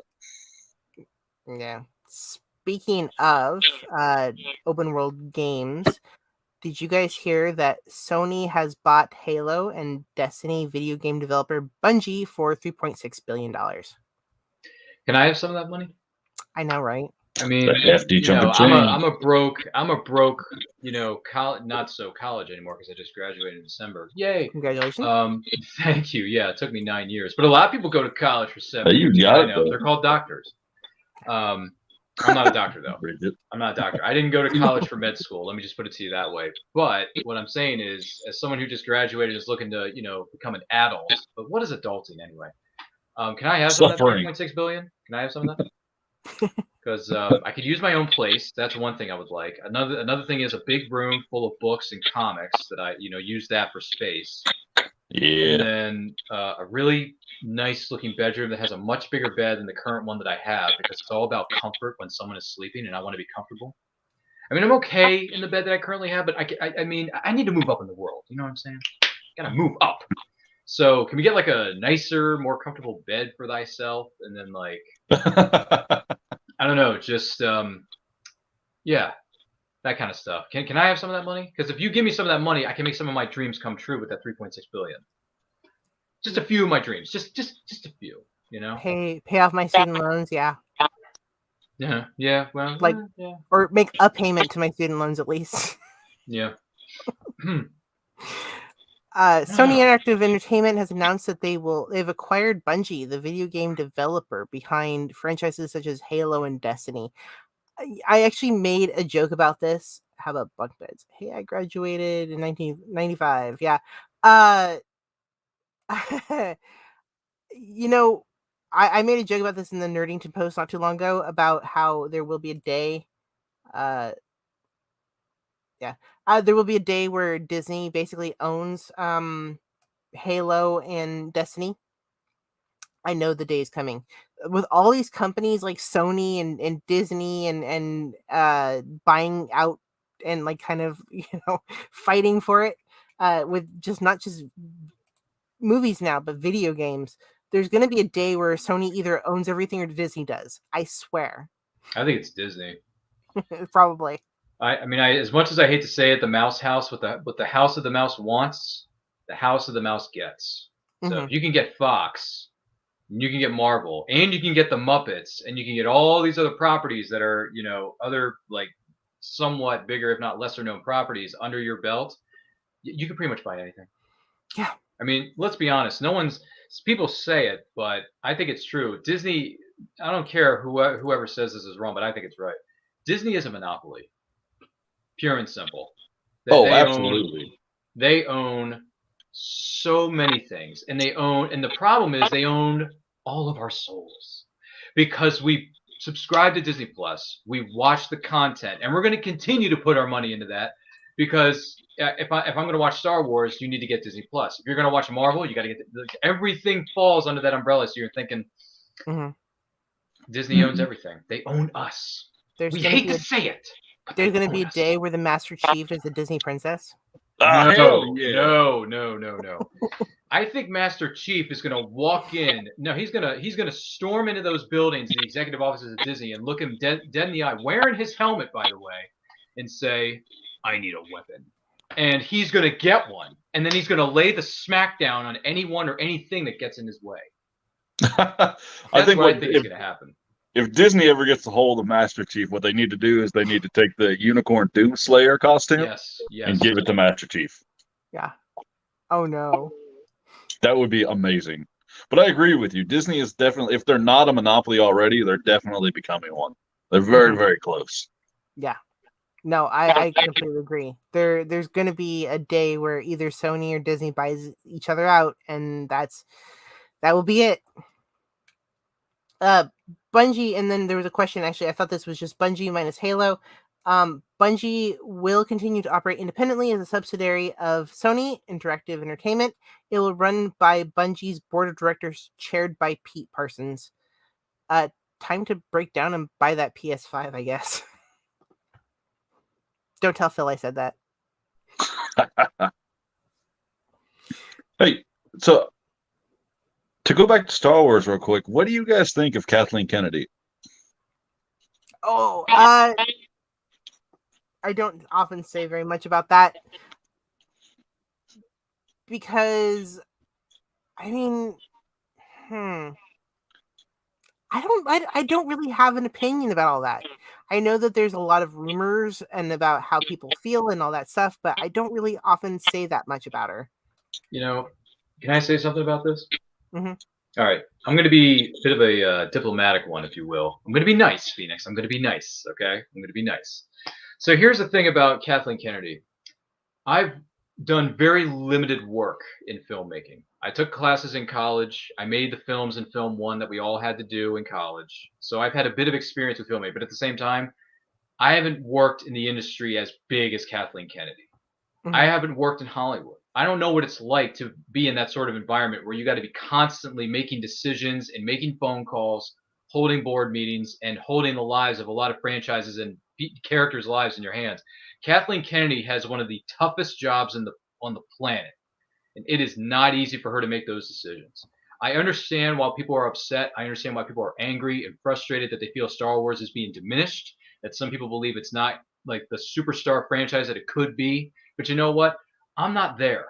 I'm not at the Disney offices every morning at 9 a.m. I'm not in the boardroom. So 99% of the things that happen behind closed doors, we don't ever hear about because that's what they're for. There are meetings behind closed doors for people who work in that industry and executives only. Now, granted, there are certain people you can put in play that can probably make better decisions than some of the current suits that are sitting in that boardroom right now. But that's not our job. That's not my job. So Kathleen Kennedy, I'm going to say this to you. You have some of the toughest decisions that you are going to have to make throughout the next 5 or 10, however long your tenure is with Disney, with Lucasfilm, all the stuff you got to do. Just do the best that you can. Now, have you made mistakes? Oh, yeah. But there's always room for improvement, and there's always room for growth. So learn from your mistakes. Listen to people like Dave Filoni. Listen to Jon Favreau, because those two boys, those two men, are so money they don't even know it. They are killing it with Mandalorian. They are killing it with Boba Fett. They are killing it with all the other series that are coming down the pipe. Whether it's Andor, Ahsoka, hello, Rosario Dawson, yes, please. All that stuff, I am jacked up and excited for that stuff. But Kathleen, you just got to learn from your mistakes. And as the Grail Knight taught us in 1989's Academy Award-winning film, Indiana Jones and the Last Crusade, you must choose, but choose wisely. For as the true Grail could bring you life, the false Grail will take it from you. Obviously, so I'm just saying, you got to choose wisely, Kathleen. And if you choose poorly, you're going to hear about it. You're going to hear about it. And you got to take some of that with a grain of salt, and you got to take some of that to heart. But man, just make your decisions and don't be afraid to take chances on other filmmakers for them to tell different kinds of stories with different characters. Okay? Well, I think that's the issue, because I think a lot of the stuff that Kennedy touches it's very tarnished by her hand, because she has an agenda she's pushing. I agree with you that she does have a lot of hard decisions to make, and I don't have the experience to be doing that, but she does have her own agenda she's pushing, and while doing that, she doesn't focus on a good story. Because I mean, a lot of people I've talked to have been like, oh, they shouldn't be using media to push an agenda, whatever. Media has been used to push agenda since it's been around. And what she needs, but you need to be subtle about it, because once you start pushing things into people's faces or shoving it down their throat, it's a lot like religion. A lot of religious people like to just shove things down your throat. And not everybody. For those religious people out there listening, not all of you are the same. But once you start telling people what they have to believe and pushing things on people, and you're going to push them away, what you have to do is you have to subtly tell them, subtly give them your agenda, and write it into a good story. I think we can all. When she was pushing against Jon Favreau, I agree, because Jon Favreau was a great fucking writer. Like, he did great on The Mandalorian. Second season started to get a little iffy with me, but it was a great show. Like, I couldn't put the first season down. Yeah. Well, I mean, I think that's just the point, though, that obviously there has been, it was a little bumpy when she first came in, but, and like James says, I'm pulling up the comment. She's got the biggest resume, whether you like the products or not, but she's got all of Lucasfilm and Star Wars, good or bad, under her belt. She brought Star Wars Land to Disney. She's brought us Mandalorian. Yeah, I mean, it's basically that I think that there was a little bit of a bumpiness when they did the final trilogy. But since then, she obviously knows what she's doing, since she brought in Favreau, and she's brought in a lot of really good people that are taking the reins now and making it good. Mandalorian, Book of Boba, they're all just terrific. Yeah, if she's willing to at least relinquish some of the reins, that's fine. Mm-hmm. But when she's trying to have so much control over and push the agenda she wants to push, then that's when it becomes an issue. Like, and I'm not saying she hasn't made good decisions, but overwhelmingly she's made bad decisions. And the newest trilogy wasn't just bumpy. The newest trilogy was trash. Like, it was awful. I disagree. I mean, listen, the two characters that had the most potential in the first movie of that trilogy were Finn and I can't remember the fucking You mean Finn and Poe or Finn and Rey? No, Finn and Poe. Because Rey is just a Mary Sue. Yeah. That's all she is. She's a Mary Sue who can do no wrong. You're not the only person who thinks that, so I get it. Well, I mean, imagine this. You put a character out there who's new, and you're like, oh, cool, she's going to be a badass. She has nothing. She has no process to becoming that badass. She's just all of a sudden, she's like, boom, bang, boom, I'm the biggest fucking Jedi in the world. I can kick ass, whatever. And that's the issue. If there's no build up to that, and then you all of a sudden just give a character all the powers in the world, like transferring a lightsaber through the Force, that's a badass idea. They did not execute that well, though, and I didn't like it at first. But if they could execute that well, and like I said, build it up, give it the process. If they would have used the trilogy to actually build Rey up, I would have been happy with her. She's a good character. She's just a Mary Sue, and then they just put Finn and Poe on the back burner. Didn't do anything with them, and they were the two best characters in those movies, in my opinion. I will make this one last comment that it did sell for Luke, though. Luke trained for 5 minutes, and then all of a sudden comes Kennedy. Remember, our 4 out of the 5 major Star Wars films have grossed over $1 billion each at the box office since she came up. Yeah. I will say, you say that just because they have a big fan base. Yeah. Just that doesn't mean they're good.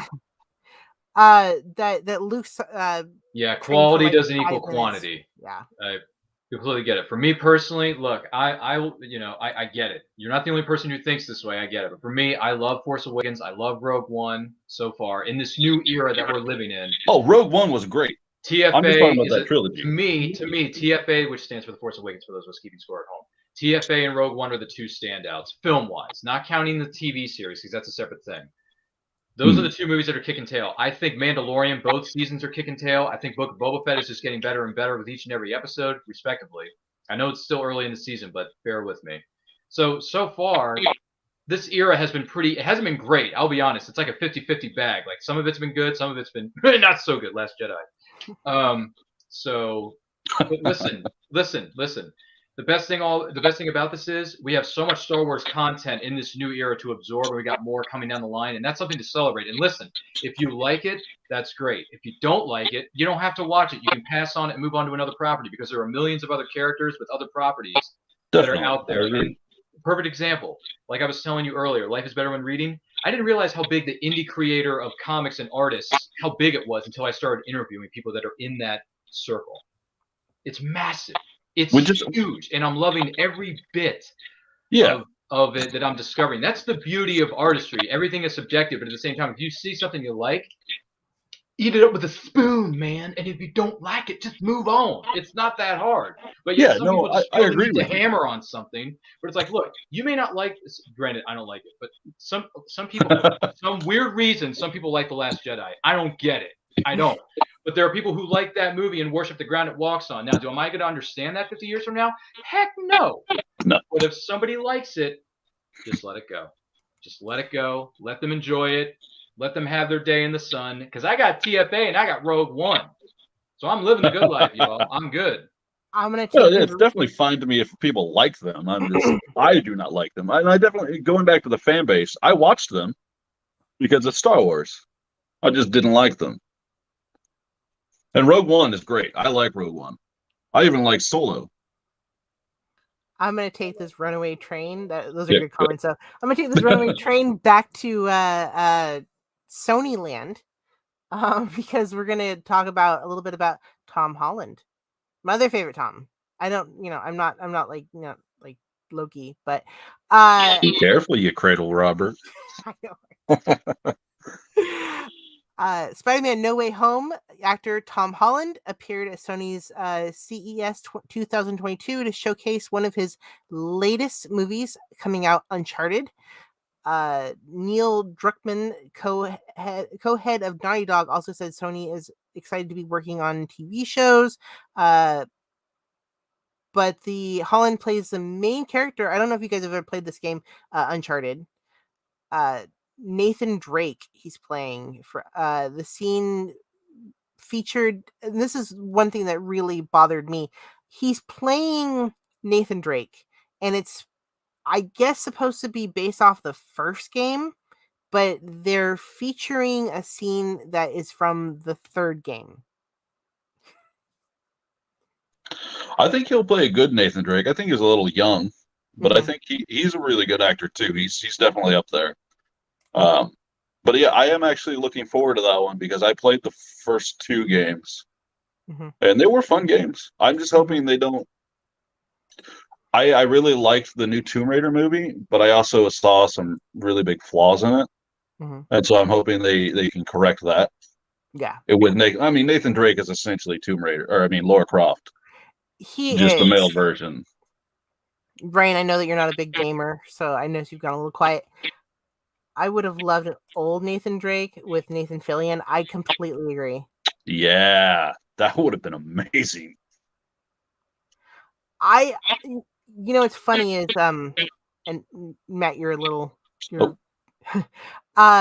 what's funny about the this scene too that they're showing, and I wasn't really sure if we can play it. And I was having trouble bringing it up on the video. It features him coming out of or falling out of a plane. The Nathan Drake is based on Nathan Fillion.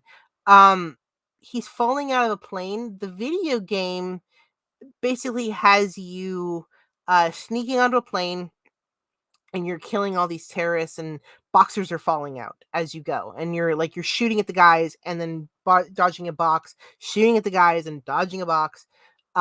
In the scene that they're showing, it shows him getting hit by a car, which never happens in the game. So I have a feeling that they're taking some creative license with it. It's the adaptation. As long as the core of the story and characters are done right, it's what matters. I completely agree.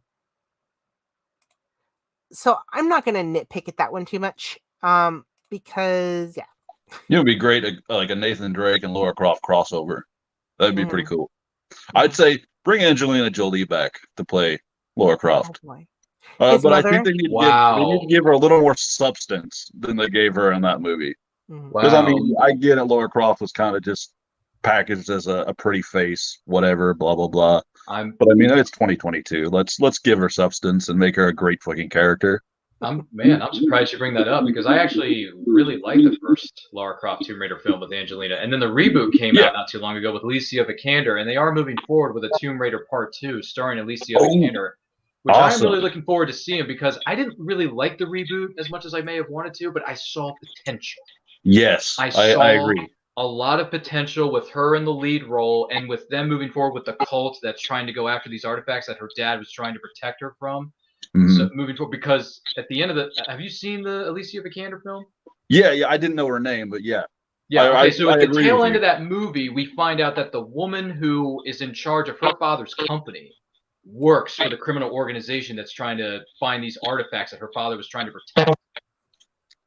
So Laura knows the truth, and now it's up to her to find a way to get her out of the company or take her down while trying to find the artifacts. So it's like, hey, there's your sequel right there, Tomb Raider Part 2.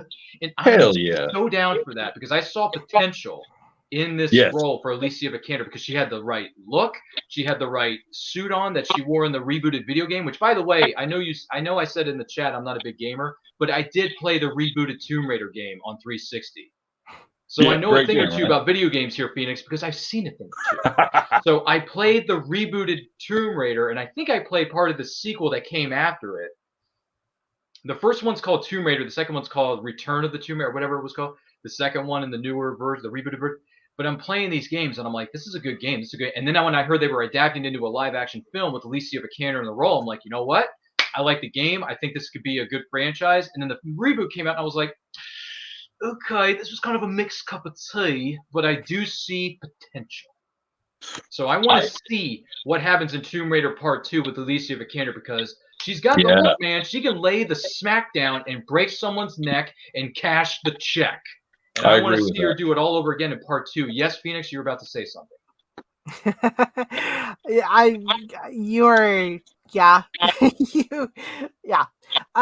Lara Croft could live in the indie world. I completely agree with that. Uncharted versus Tomb Raider versus Indiana Jones. I think Tomb Raider and Indiana Jones, like he said, like Philippe and James are saying, could live in the world together. I don't know if Uncharted could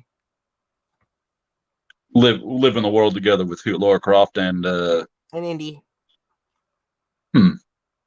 I would love to see an Indiana Jones and Tomb Raider crossover, but just not with Harrison Ford because he's 850 years old.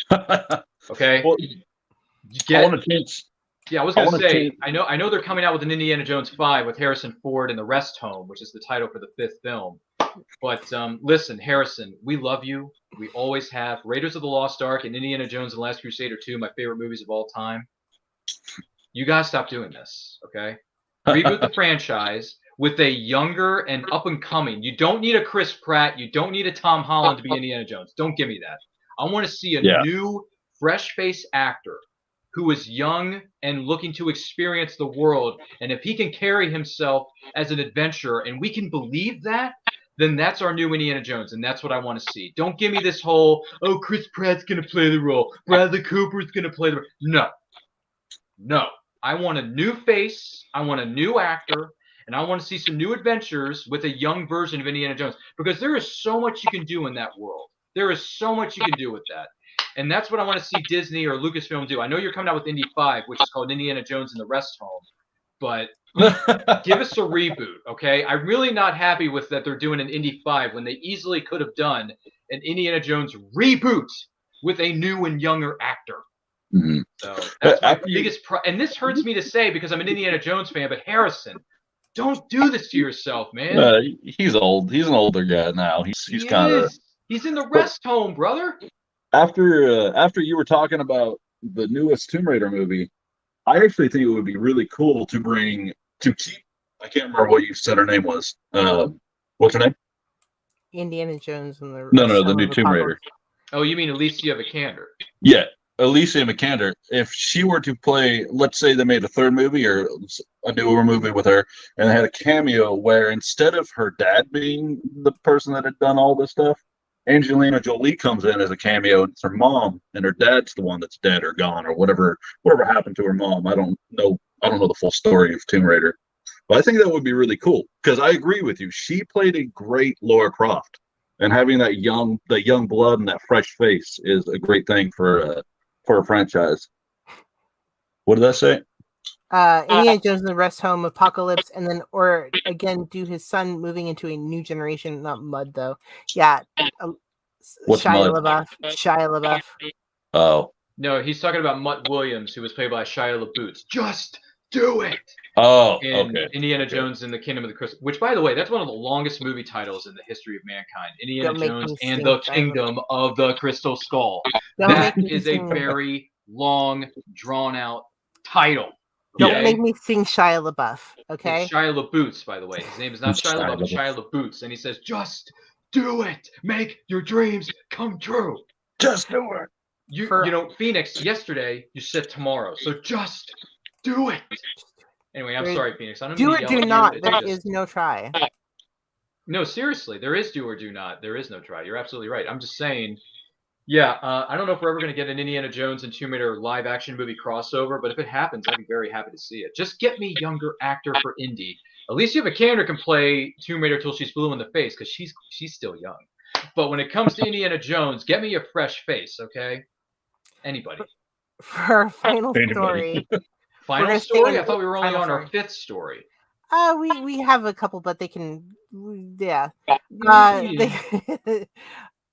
Our final story before we're going to go into Boba in a little bit, and of course Mattson is going to be leaving us. Yeah, Really? Yes, he's We got. just got here, buddy. We just started to get acquainted. I've got rehearsal at 7. No, it's true, man. It's true. Yeah. Listen, it's time flies when you're having fun, and then you got to go hit the grind. I understand. That's true. That's true. I agree. And this train keeps falling off the tracks. No, I'm We'll sorry, talk- Phoenix. we'll talk What was the more last about it. story before our good friend Mattson has to go and entertain the millions of people in rehearsal? Yep, let's get it. I'll be honest. After this episode, I have new respect for James. Cortana is getting a makeover on the Halo series. We've talked about this a little bit before. She doesn't look all blue-ish anymore, per se. And I'm going to bring up the photo of the new Cortana, which, I don't know. She looks okay. She's just not my Cortana. Now I understand the anger over that. Mm-hmm. That's I prefer the old Cortana.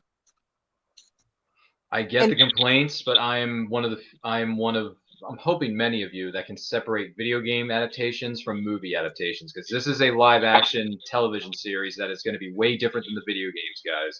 Keep your expectations low, or just don't have any and walk in cold. So then that way you can enjoy the series, which I'm going to look forward to watching, because all the looks that are presented in this trailer, I had no problems with how anyone looked or sounded, because I'm just happy that we finally got a series after 20 freaking years of waiting. I'm gonna have to watch the trailer. I haven't seen it.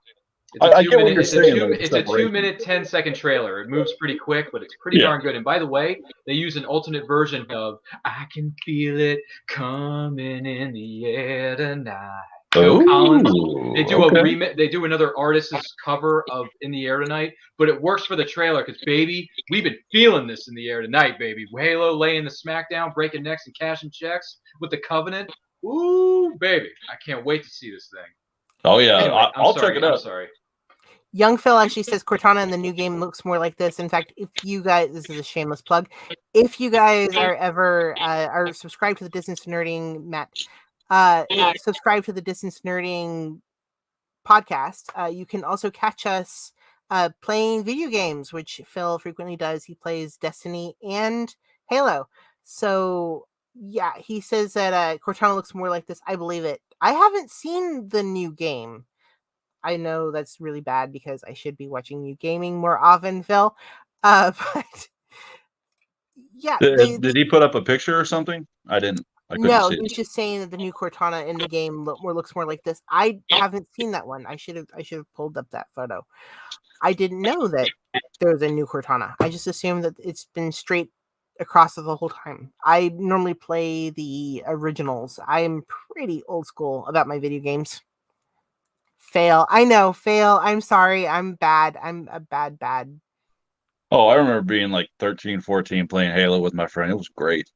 Mm-hmm. They were like, when you were online, there were these, like, you could kill your own teammates. Yeah. And I used to troll people with my friend. Like, we'd go in, and I found a roundabout way. They can't kick you out if you do the final blow. and you don't do most of the damage. Otherwise, they can boot you out of the game for killing your own team. Oh no. Yeah, so it was a little fun. I was young, an asshole. Those multiplayer battles were quite fun, but yeah, Halo was born to be a movie, or if not a series. Yeah. Because when you played the original game, even the very original, when your mind was blown and your face melted while playing the first game, and you hear that epic operatic score, that score is so epic. It's like, man, I feel like I'm on this planet with these Spartans that are just fighting the good fight and bringing down the Covenant. You're like, dude, this is tailor-made to be a movie or a TV series, which, by the way, originally in 2009 when District 9 came out, that was supposed to be a Halo film, and then unfortunately the situation with Steven Spielberg trying to put that film together and everything else, it went into development, and it fell through. And then Neil Blomkamp came in and put his own spin on it and said, no, we're not going to make a Halo film. We're just going to call it District 9 and make it about weird aliens that look like bugs that live in trailer parks. And I'm like, okay, fine. I saw the movie, which, by the way, a lot of people worship the ground that District 9 walks on. I'm one of the few people who doesn't. I thought the film was Yeah, it was all right at best. It is not great, but a lot of people think it's one of the best films ever made. I'm like, I would not go that far. But when Halo the series comes out, then we can start talking. I'll check that out, definitely. Yeah, man, March 24th on Paramount Plus, which is the home of Star Trek Picard. So there you go. How much is Paramount Plus monthly? Does anyone know the answer to that? Because I don't know. I don't either. Does anyone have an answer to that? I have no idea. Anyone want to Google that for me real quick? For the viewers, if you... Is anyone there? If you want to hear a great rendition of the Halo theme that he's talking about, there's a group of dudes on YouTube that just they go into these just rooms that echo really well, and they do it together like a cappella style. It sounds awesome. So if you check that out, just YouTube it. It'd be good. Young Phil actually shot me the new Cortana, which. Ooh, look at that Cortana. That looks much better. She looks good in that. Is that from the new game? That's from the new game. What's the name of the new game? Do we have a title?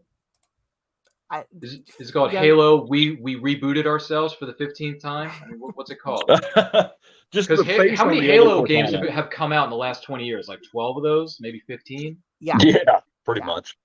Because then you have Halo 1, 2, and 3. Then you have Halo 4, and then you have ODST, and then you have Halo. By the way, Halo Reach was really good.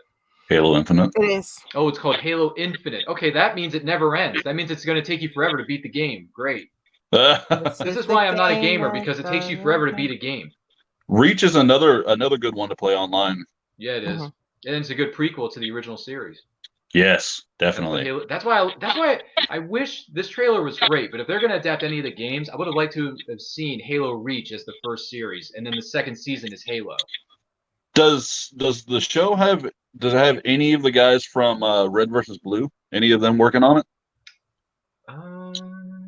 Old YouTube series. You probably know, but the YouTube series.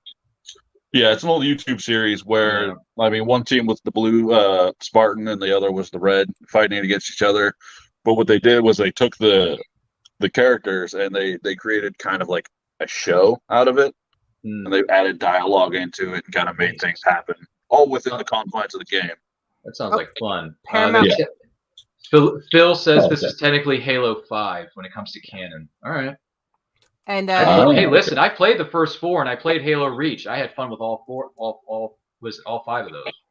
John Med says Paramount Plus is $4.99 a month. Okay, pretty cheap. By the way, what was it, Phoenix? I saw your comment in private chat. Like I said, I was diplomatic with all my comments about Star Wars. On the other hand, I didn't jump on the hater train, so. Because I'm not a hater of Star Wars. There are just certain things I like and certain things I don't like. But that's okay, because we're all fans, and it's all subjective.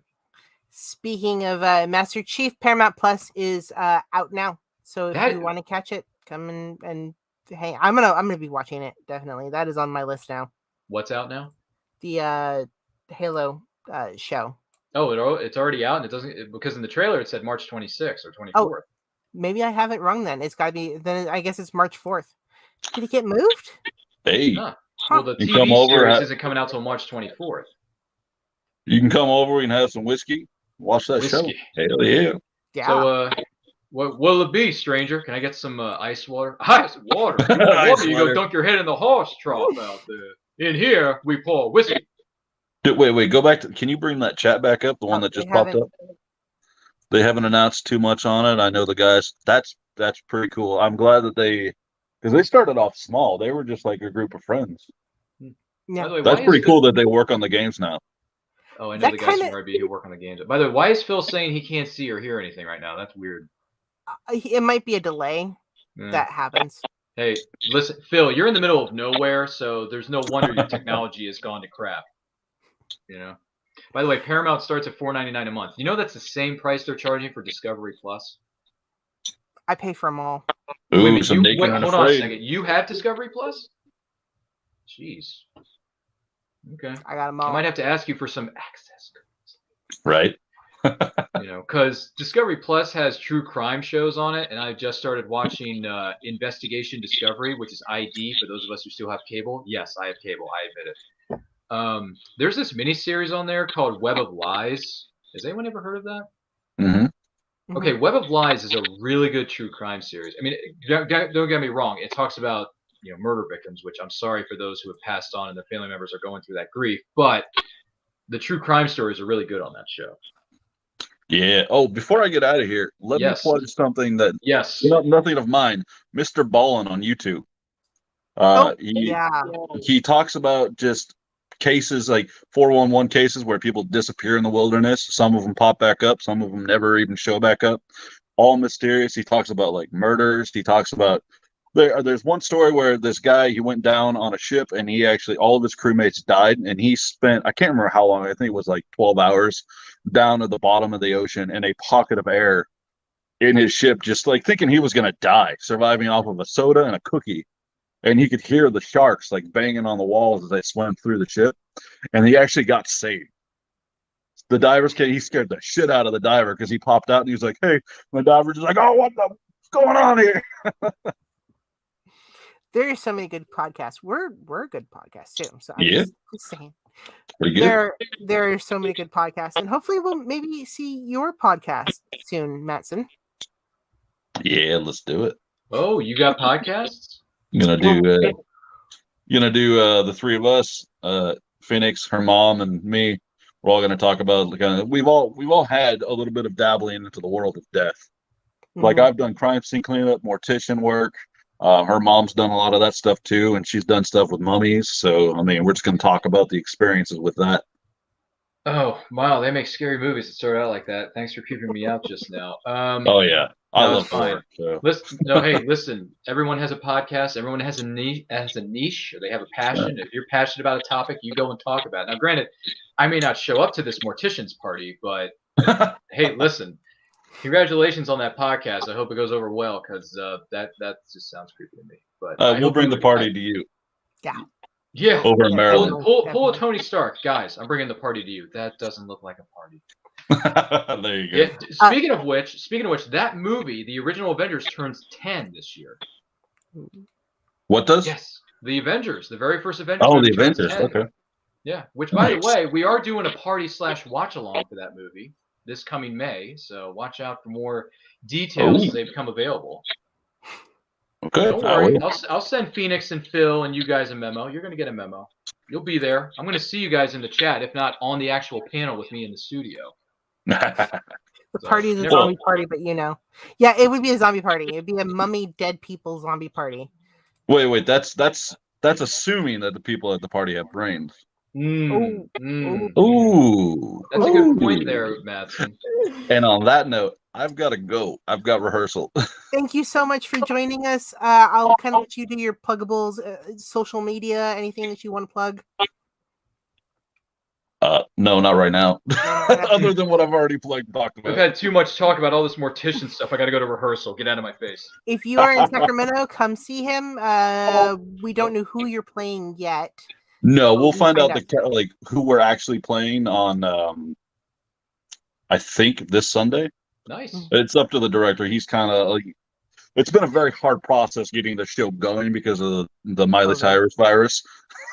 Oh.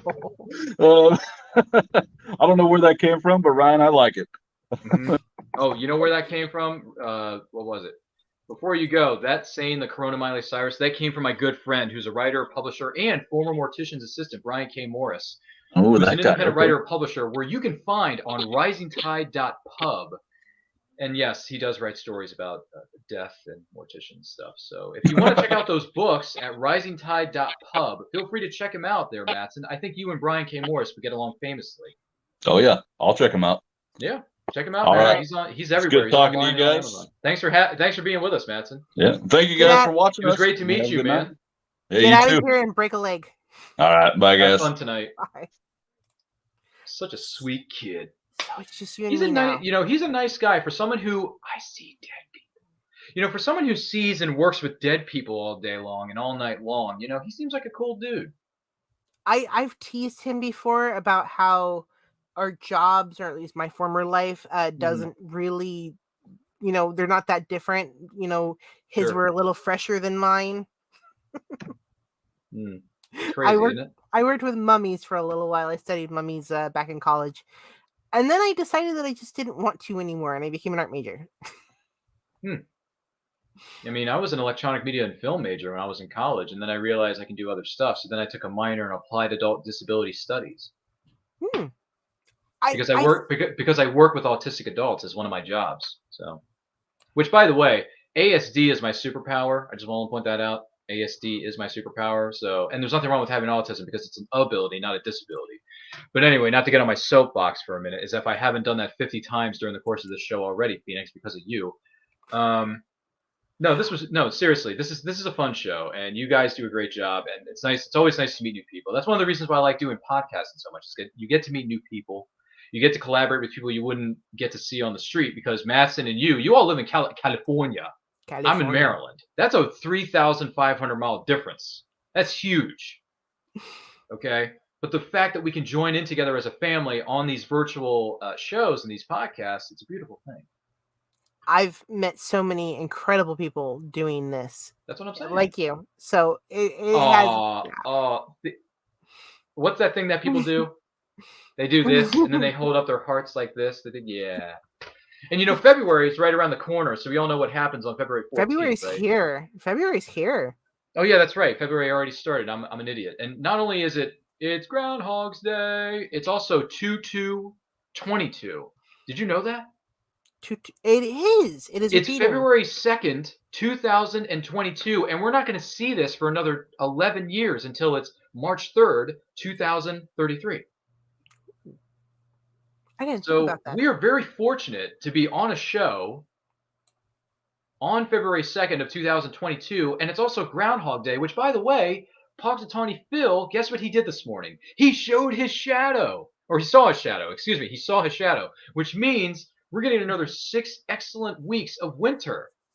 No, that's not excellent. But listen, we already get 6 more weeks of winter because spring doesn't even start until March 21st. I just want to point out that I'm in California, and my favorite part of living in California is I get to watch winter from the TV.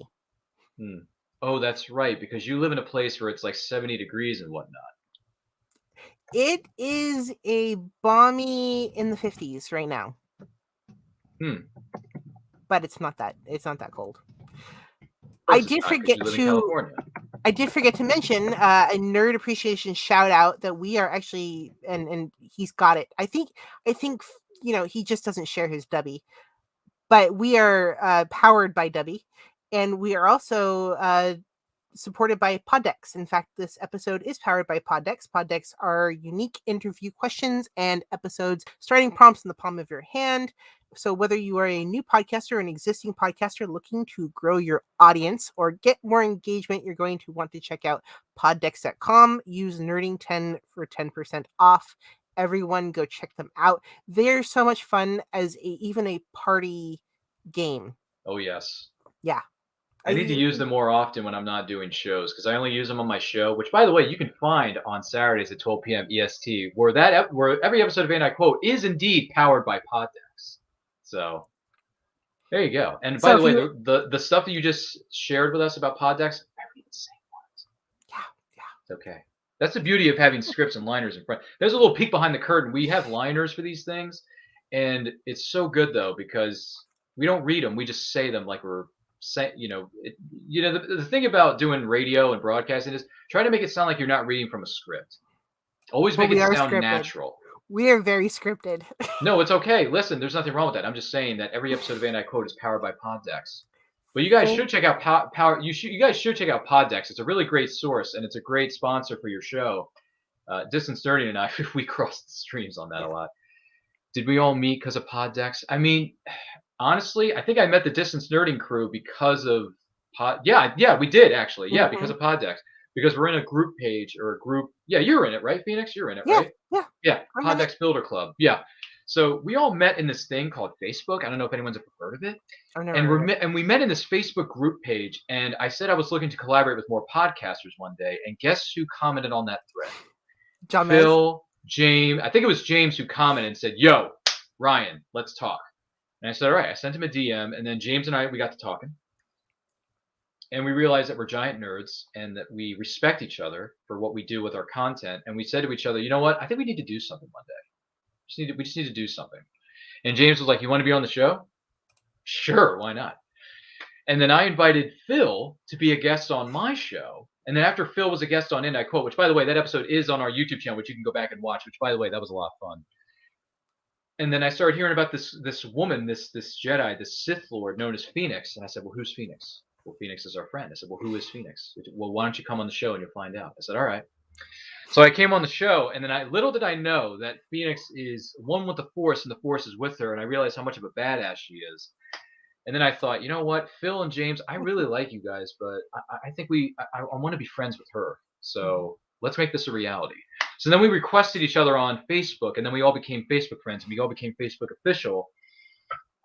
And we've been best friends ever since. And we've crossed our streams a number of times. Like, you have been on the Boba Fett show. Phil's been on the Boba Fett show. James, I've seen James on the Distance Nerding every once in a blue moon when he has time for us. And it's a blast. And I love these friendships because when you make friends like these, they're going to go to bat for you someday. It's going to happen.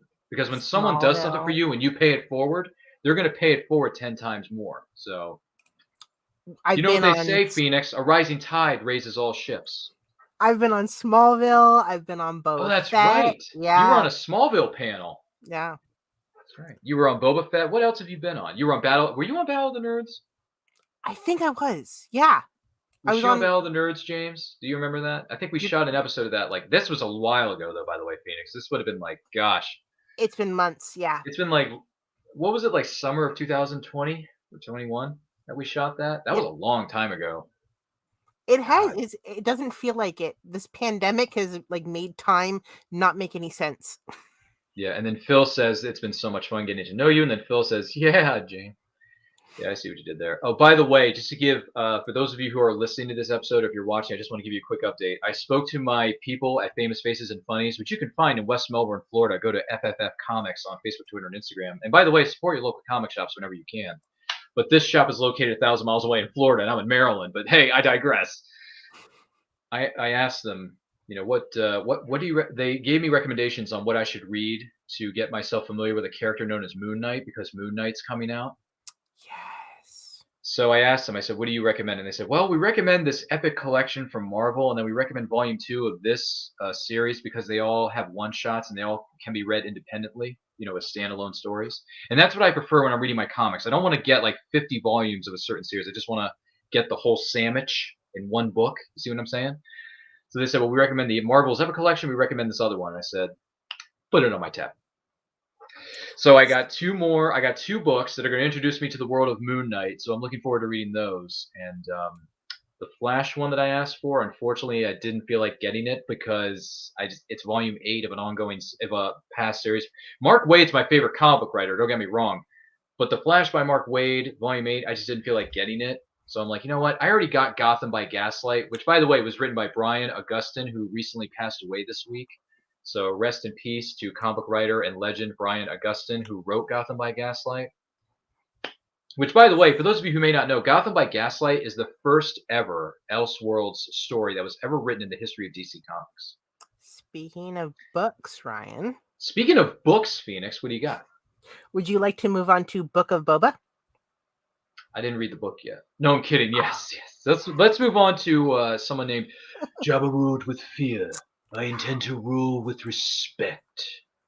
Go ahead. Let's talk about my boy Boba Fett. What has he been doing lately? Boba Fett. We're going to talk about episode 5 because it wouldn't be fair to talk about episode 6, which is... It just came out today. All I'm going to say. So Mando is back, even though it's the Boba show.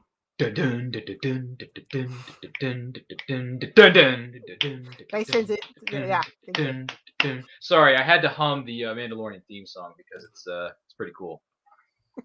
I'm sorry, you were saying something about Mando coming back after like an 8-year absence? Yeah, right? It feels like years. It's been months, but it feels like years. He came back. In fact, it was the previous episode. They did a little teaser, a little audio, a little sound.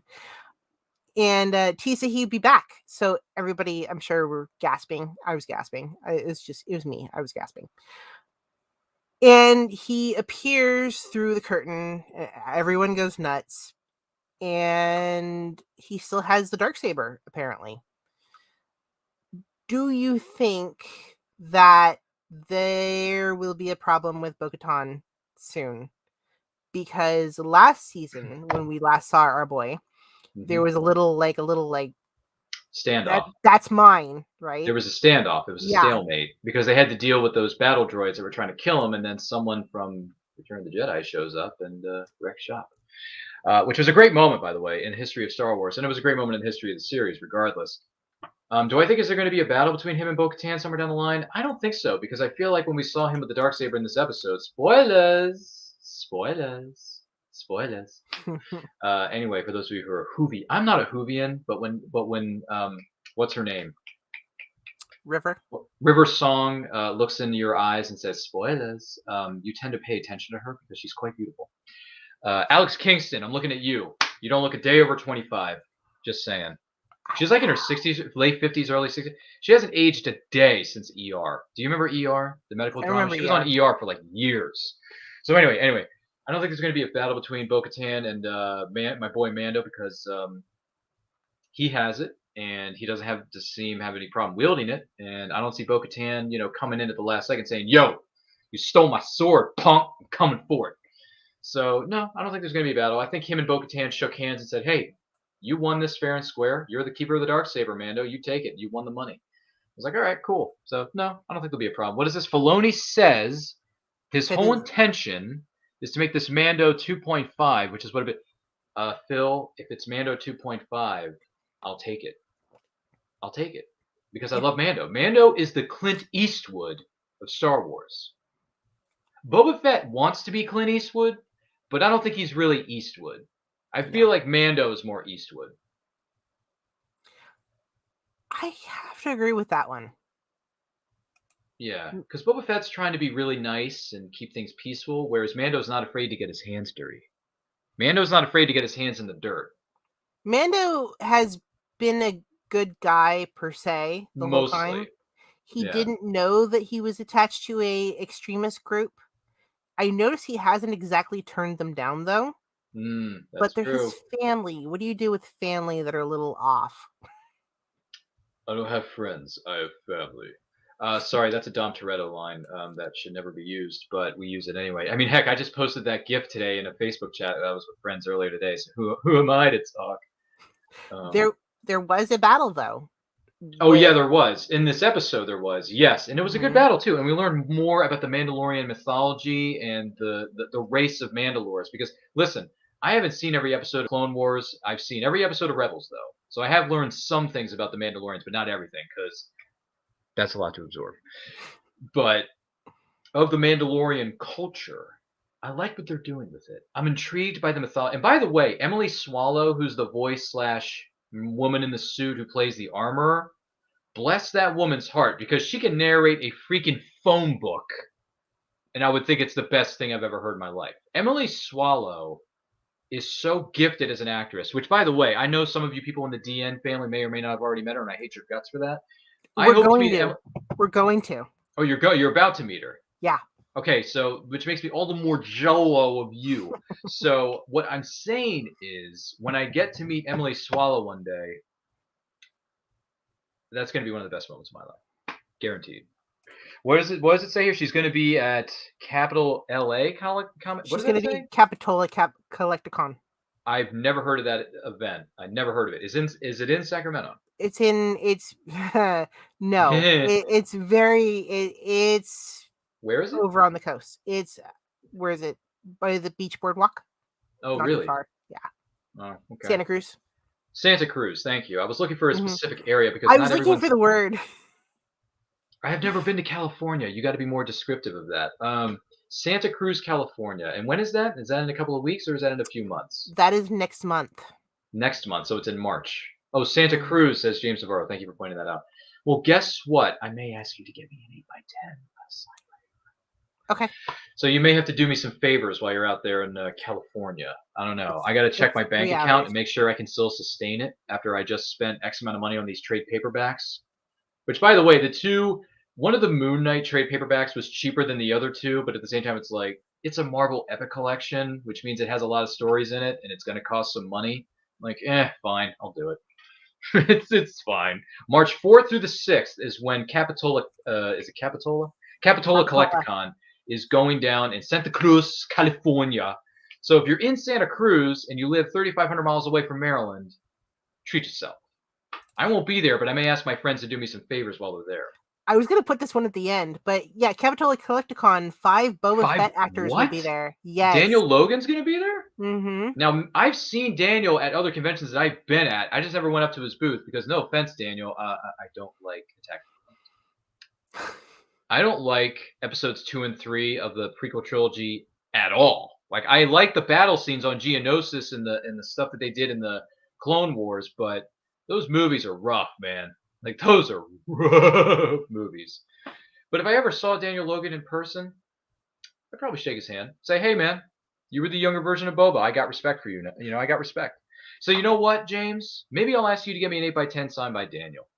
Maybe I'll do that. I don't know.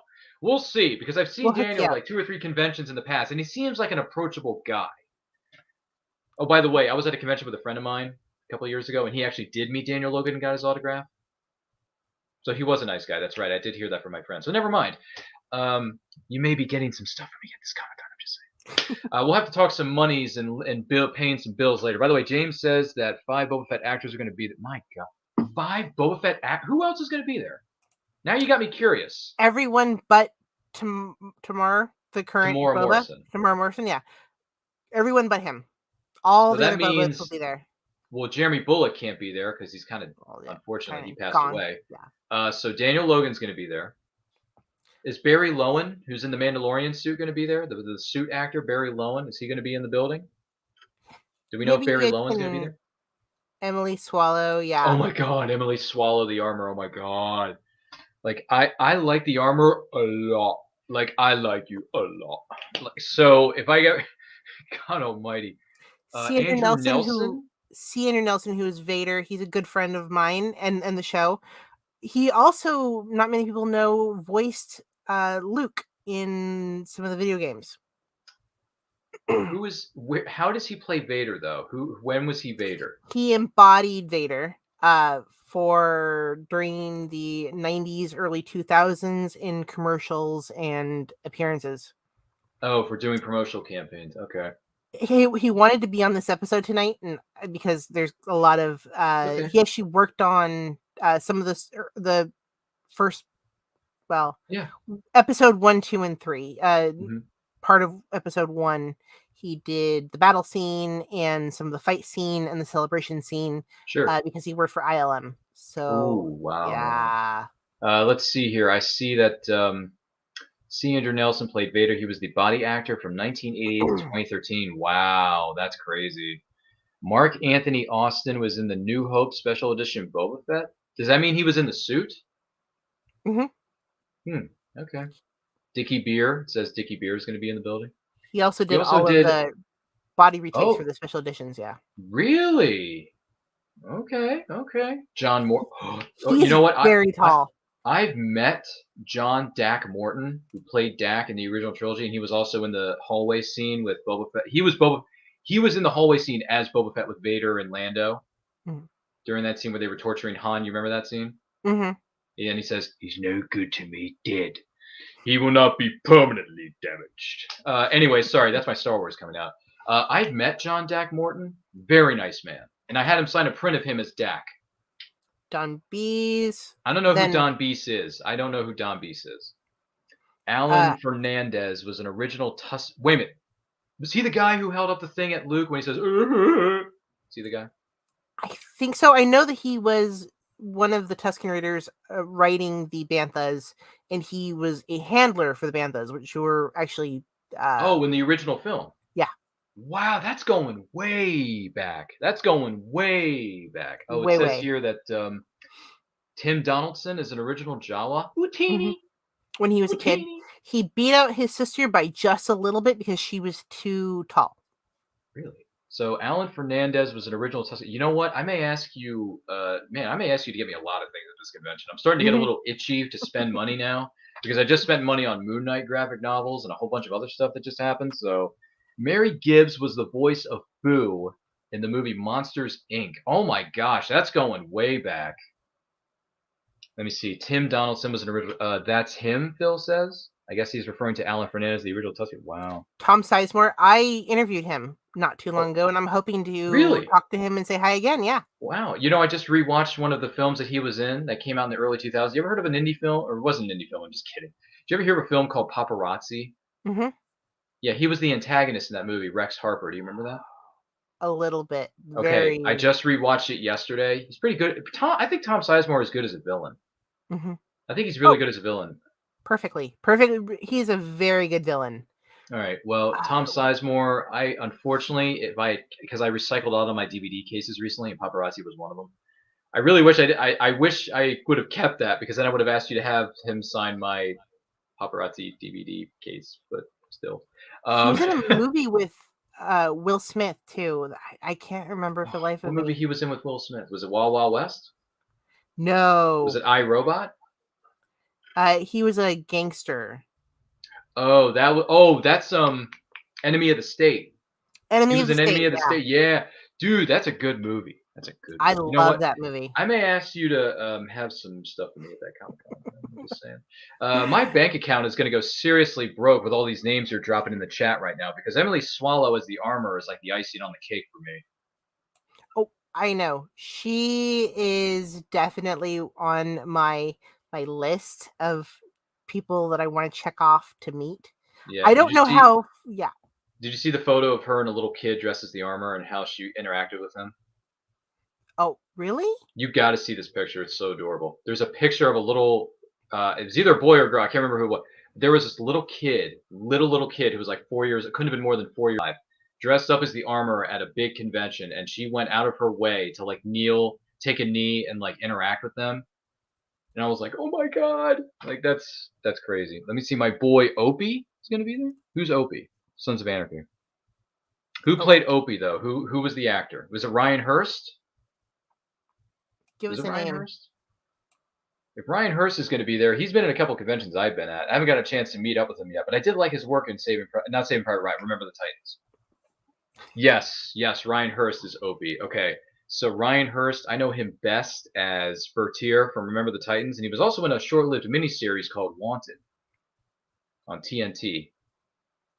So basically, thank you to Capitola Comic Con. In fact, they will be on our show next week. Yes. Can I be in the studio too? No, I'm kidding. That's fine. I'm already the guest of the week this week. I don't need to do it 2 weeks in a row. That's too much nerd traffic for you. I mean, there is a lot. You are actually one of my favorites to guest because I don't have to fill air. I get a lot of people that are like, yeah. Can I tell you a trade secret about myself? You know, I went to a school for broadcasting, and you know what I was taught? Never have dead air when you're doing a show.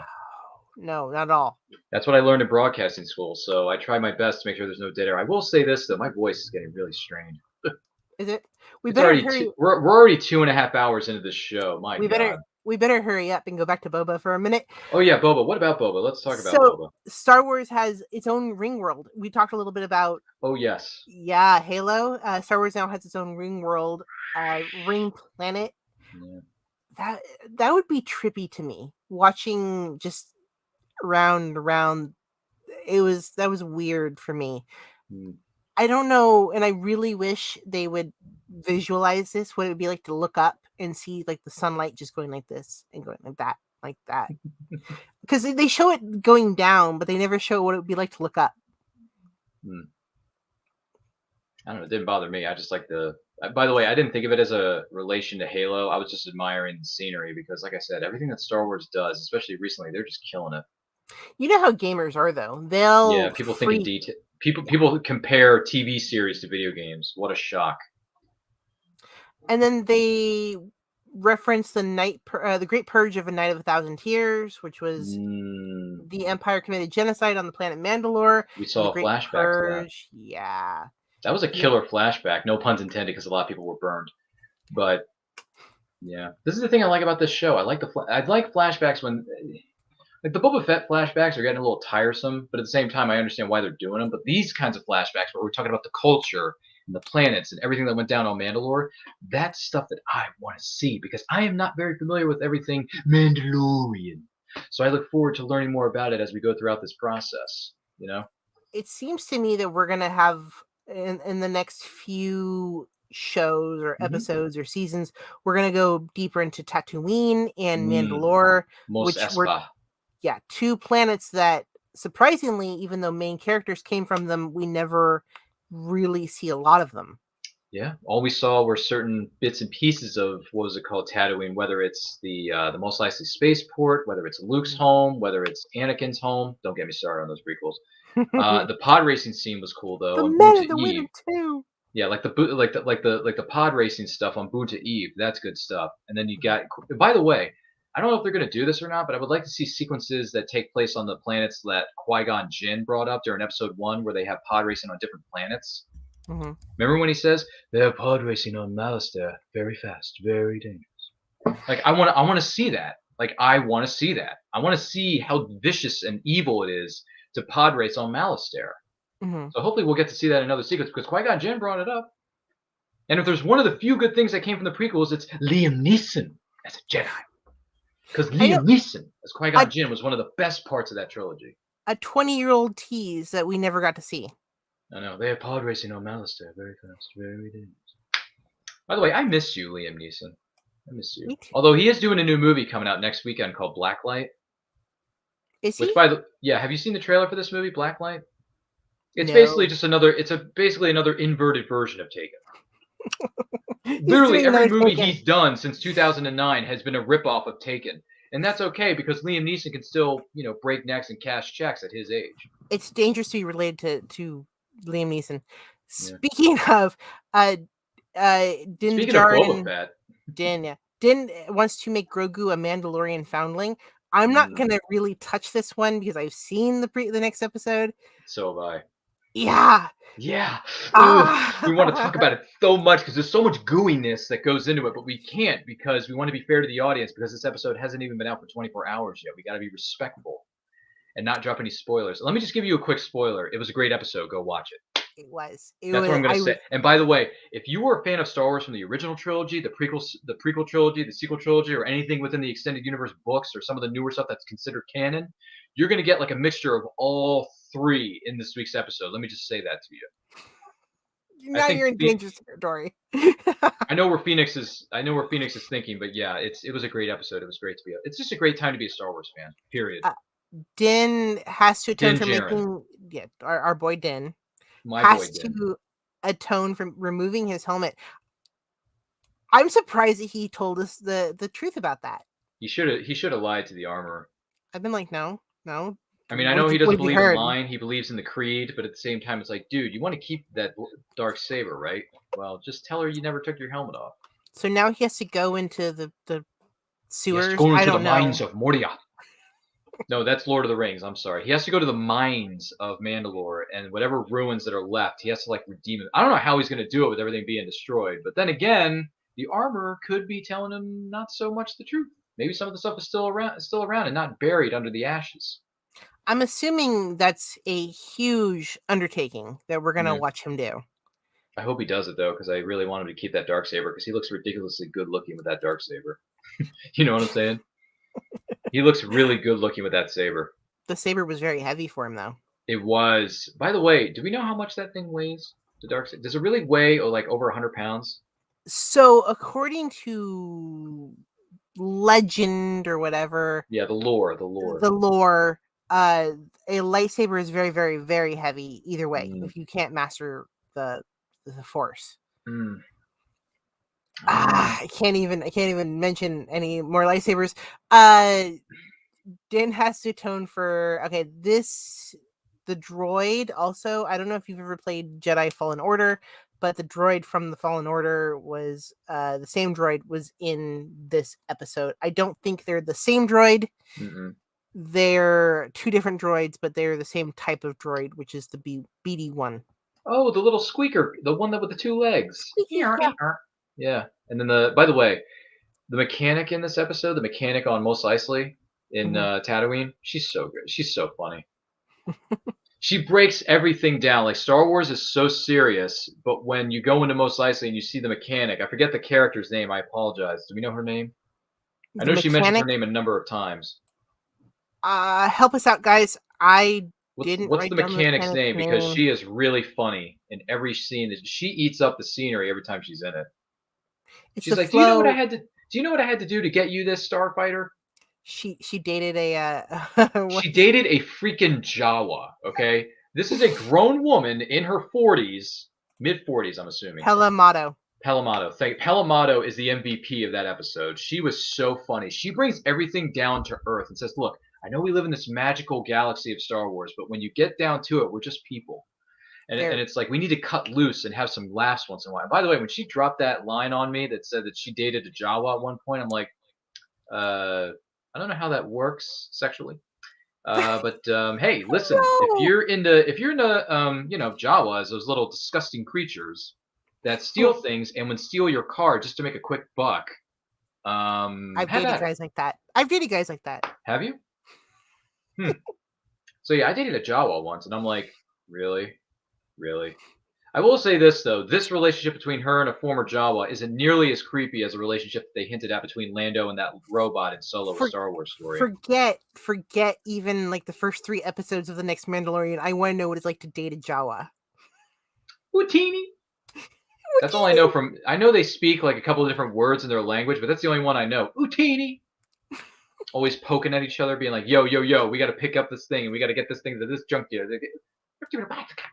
Speaking of Pela, she got him the N1 Starfighter from the Phantom prequel Menace. era. Yeah, that's going way back. That's going to episode 1, The Phantom Menace, which, by the way, that's my favorite of the prequel trilogy. That's a hot take, I know. Oh, it is your favorite?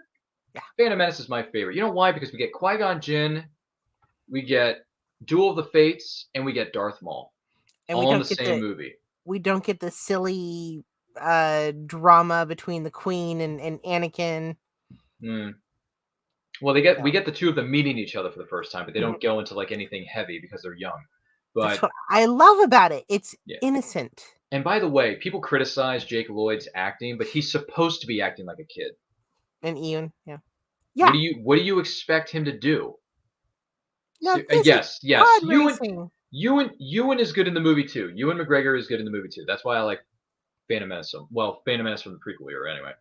But yeah, Jake Lloyd playing that kid, he's supposed to be acting that way. I don't know why people throw him under a bus all of a sudden. I mean, he played Arnold Schwarzenegger's son in Jingle All the Way. There's always haters. I know, but I'm one of the few people who don't really hate on Jake Lloyd all that much because he's supposed to be playing a kid who's asking about starships and what is it called, lighting swords and all that. Like, he's discovering all this stuff for the first time through a child's eyes. That's his job, and it works for me. They're saying that he didn't do very good as an actor, which it's not his fault. It's not his fault. It's the writing and directing.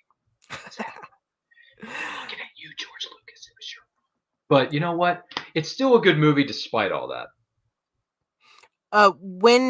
And this is a Easter egg. Luke Skywalker's body double was one of the officers that pulled over Din.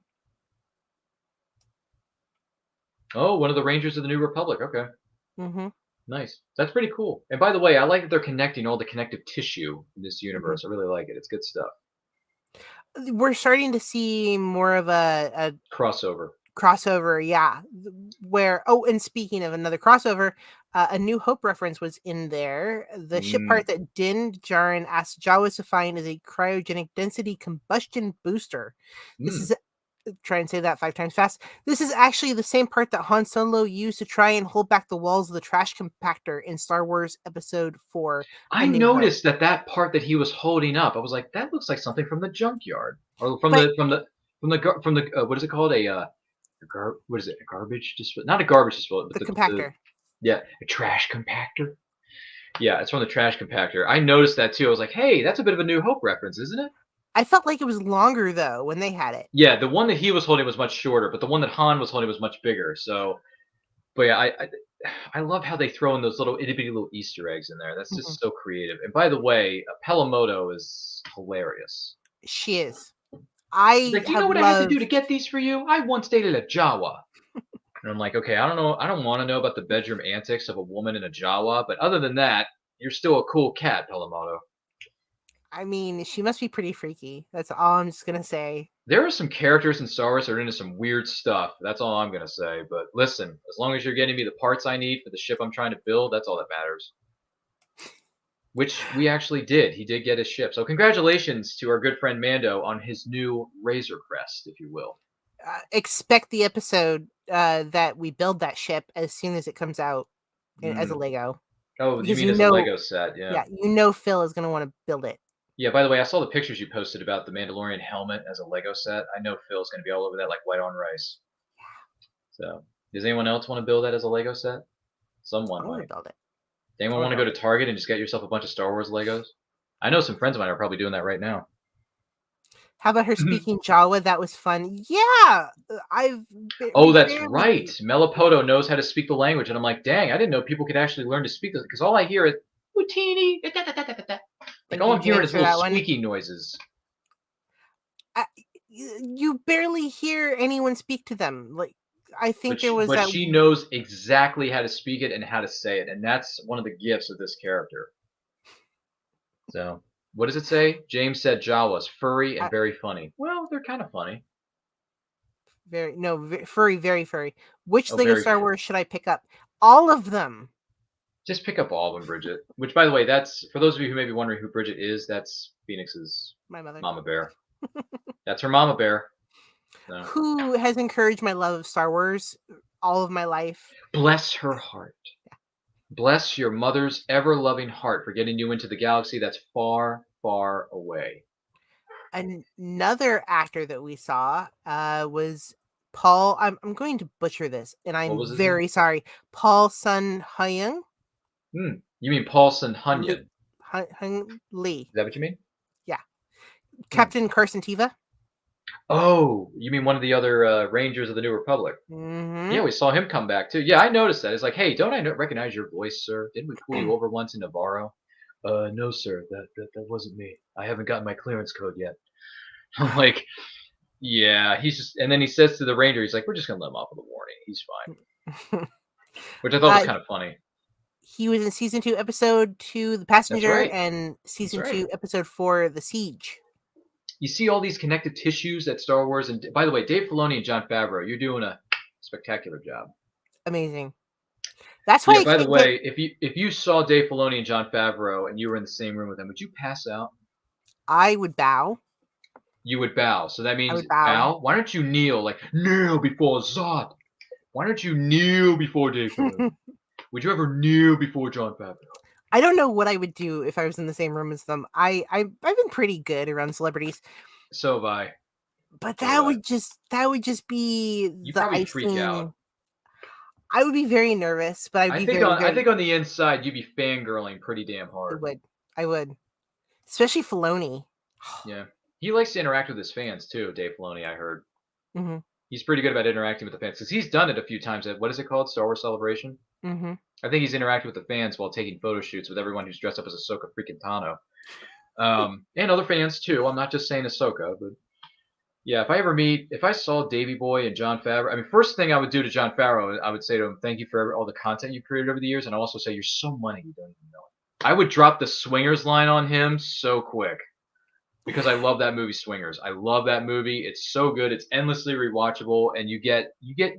It's a motivational film. It really is. It's not just a rom-com, you know. I'm just saying. By the way, you might want to write this down and do some homework. Rewatch the movie Swingers with Jon Favreau and Vince Vaughn. I'm just saying. Uh-oh. Yeah, I'm dead serious. What? What's the matter with You're you? gonna have to tell me why later. Because it's so good. It's a rom-com. It's about a guy who's down on his luck. He's having a hard time finding a job. He's having a hard time getting over his girlfriend because his girlfriend dumped him, and he lives out in L.A. Speaking of California, and his best friend is played by Vince Vaughn, who motivates him to go back into the dating pool and go back out into the real world and get a new job. And it's all about him getting out of this funk that Jon Favreau's in. It came out in the year of our Lord, 1996 AD. I was Googling that. Yeah. Okay, well, it came out in 1996, and it's distributed by Miramax Films, so you may need to do some digging on where to stream it. It may be on Netflix, but it's a really good film. It's one of my favorite comedies of all time, and it's Jon Favreau's, like, it's one of his first films he ever did. So I think he co-wrote the script too. He co-wrote the film, so check it out. See, James just said Your it. money, baby. You don't even know it. That's the catchphrase of the movie. You're so money you don't even know it. You're like a big bear, man. I'm sure I've seen the movie sometime. Yeah, but you need to sit down with Gino if you want and watch this film. What, if you want. 1996? It came out when I was 5, so. Well, there you go. 1996. That was a good year. It was a very good year. A lot of good things happened in 96. Going back to Boba. Yeah, what about Boba? Because this show is going on for 2.5 hours and it's past my bedtime. Din agrees to help Boba, but wants to go visit Grogu first. I'm not touching it. Not touching it. Episode 6 came out today, and you should do yourselves a favor and watch it. That's all I'm going to say. What else is James saying? Yes, that was his and Vaughn's Goodwill Hunting. Yes. It was their Goodwill Hunting, but it's so good, though. What is Bridget trying to say? I'm not sure. She posted something that looks like a blank. It's blank. Okay, I don't know what you were trying to say there, Mama Bear. Finally, hail to Bryce Dallas Howard. She directed this week, last week's episode, episode 5. She did. Congratulations to Bryce Dallas Howard. She does come from Hollywood royalty with being the daughter of Ron freaking Howard, who has made some of the greatest films in the history of cinema. And not only that, I think I like her more as a director than an actress. You know, it's not a bad thing. It's not a bad thing. I would say that I'm more of a director than an actress, and I would never claim otherwise. I've noticed that people who have more of the technical prowess tend to be skills, better in staying technical than being in front of the camera. I wish her nothing but success moving forward with whatever it is that she's doing, because Bryce Dallas Howard, the last thing that me and 7 billion people want to see is you running away from a giant T-Rex in high heels. I never, ever want to see that again, because that was a horrible, pathetic display of movie making and ability, because Jurassic World is one of the biggest dumpster fires I have ever seen in my Hollywood life. So much so that I went to the executives at Universal and I said, you know what, guys?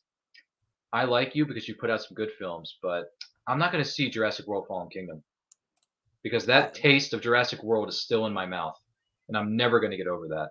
Better as a director than Run Away from Dinosaurs. Exactly. Yeah. See, James and you and I are on the same wavelength. She is so much better as a director than an actress. I'm sorry, but it's true. She's done some decent acting here and there, but nothing that's stood the test of time. She is bringing us some gold as far as the Star Wars universe. Oh, yeah. Which I wish her nothing but success. I am so glad to see a female. And also there is and correct me, I keep blanking on her name. Who there's another female director in Star Wars, and I don't know why I do this every time. Is it it's not Ava DuVernay. Help me out, James. I do this every time I blank on her name. Is it Patty Jenkins? No, she also directed a Mandalorian episode. Oh, yeah. Who's the other female director that we can't think of? I'm sorry, because the only one I'm thinking of right now is Bryce Dallas Howard. She's directed 2 or 3 episodes of Mando already. I think she's directed 2 or 3 Mando and 1 Boba Fett. She's given us Bryce Dallas Howard has given us season 1, episode 4, Sanctuary, season 2, episode 3, The Heiress, which are huge girl power episodes already. Excuse me. Wow, I can't believe how late it is. It's so late on the East Coast, but it's so It early is- for you it West is- Coasters. We're wrapping up. Yeah, because we keep yapping about how great Book of Boba Fett is, and yet we can't say one single shred of a word about this week's episode that just dropped and how epically great it was and how much connectivity that happened in that episode. I am not proud of the sounds that were constantly coming out of my mouth while I was watching that episode. I can't. Yeah, Deborah Chow. Deborah Chow, excuse me. I'm not overly familiar with her work, but the stuff that she does with Mando is pretty good. Mm-hmm.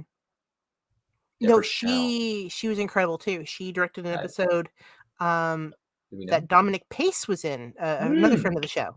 Yeah. Oh, that's right. You mentioned that. The last time I saw you, you were mentioning how many friends you have, and you're rubbing elbows with all these people in Hollywood, and here I am sitting here with nothing. You know, your friends in the East Coast could use some love too, you know. You know, we're happy to introduce our friends with our friends, always. Yeah, well, one of these days I got to get on a flight or get on a train and take it all the way to Sacramento and hang out with all you fine folks in Sacramento. Yeah, or maybe we all got to go to in the middle. We all got to go to a con together. We got to get some B-roll footage, and we all need to cosplay as a different character. Oh, Star Wars characters, right? Well, yeah, I have a Jedi robe. I just don't have the rest of the tunic. Which, by the way, I still have that link that you sent me on where to get the rest of my outfit in my Amazon account. So don't get me wrong. Oh yeah.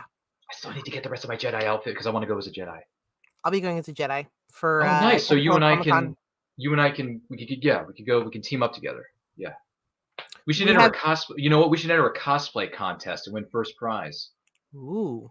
Can we do that? We can actually win like first prize in terms of being a team because they have separate divisions. They have singles, teams, and they have the kids. The one I want to build is that? I really want to build Grievous eventually. You want to build Grievous? I want to build Grievous. Whew, that's going to take you. It's going to take you a hot minute to put that together. And then you need to call Matthew Wood on your speed dial and be like, "Hey Matthew, can you revoice this character from episode 3?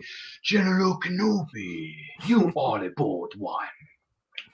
You know, you got to pull some Matthew. You got to pull Matthew Wood into this conversation.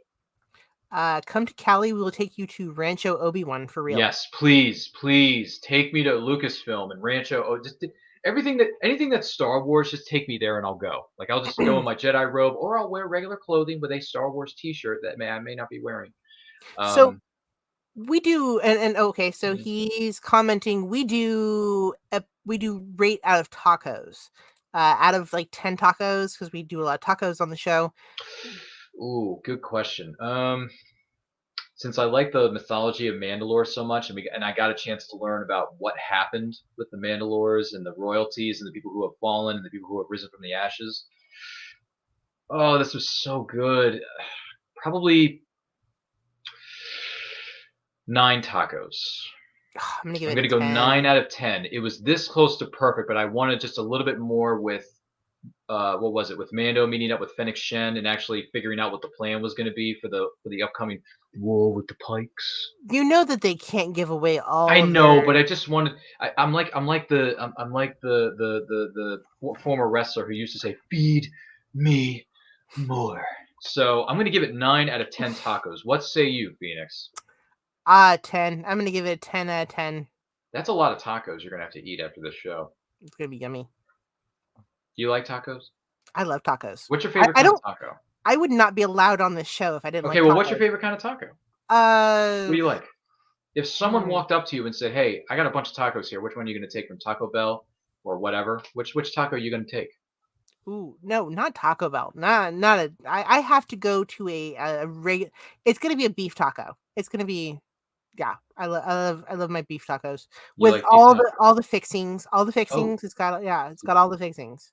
Like it has all the cheese and the lettuce and. Okay, be more. Some of us don't speak taco, so you got to be more specific. All right, cool, dig it. What was he saying? James Navarro says Ryback is the wrestler I was thinking of. Thank you.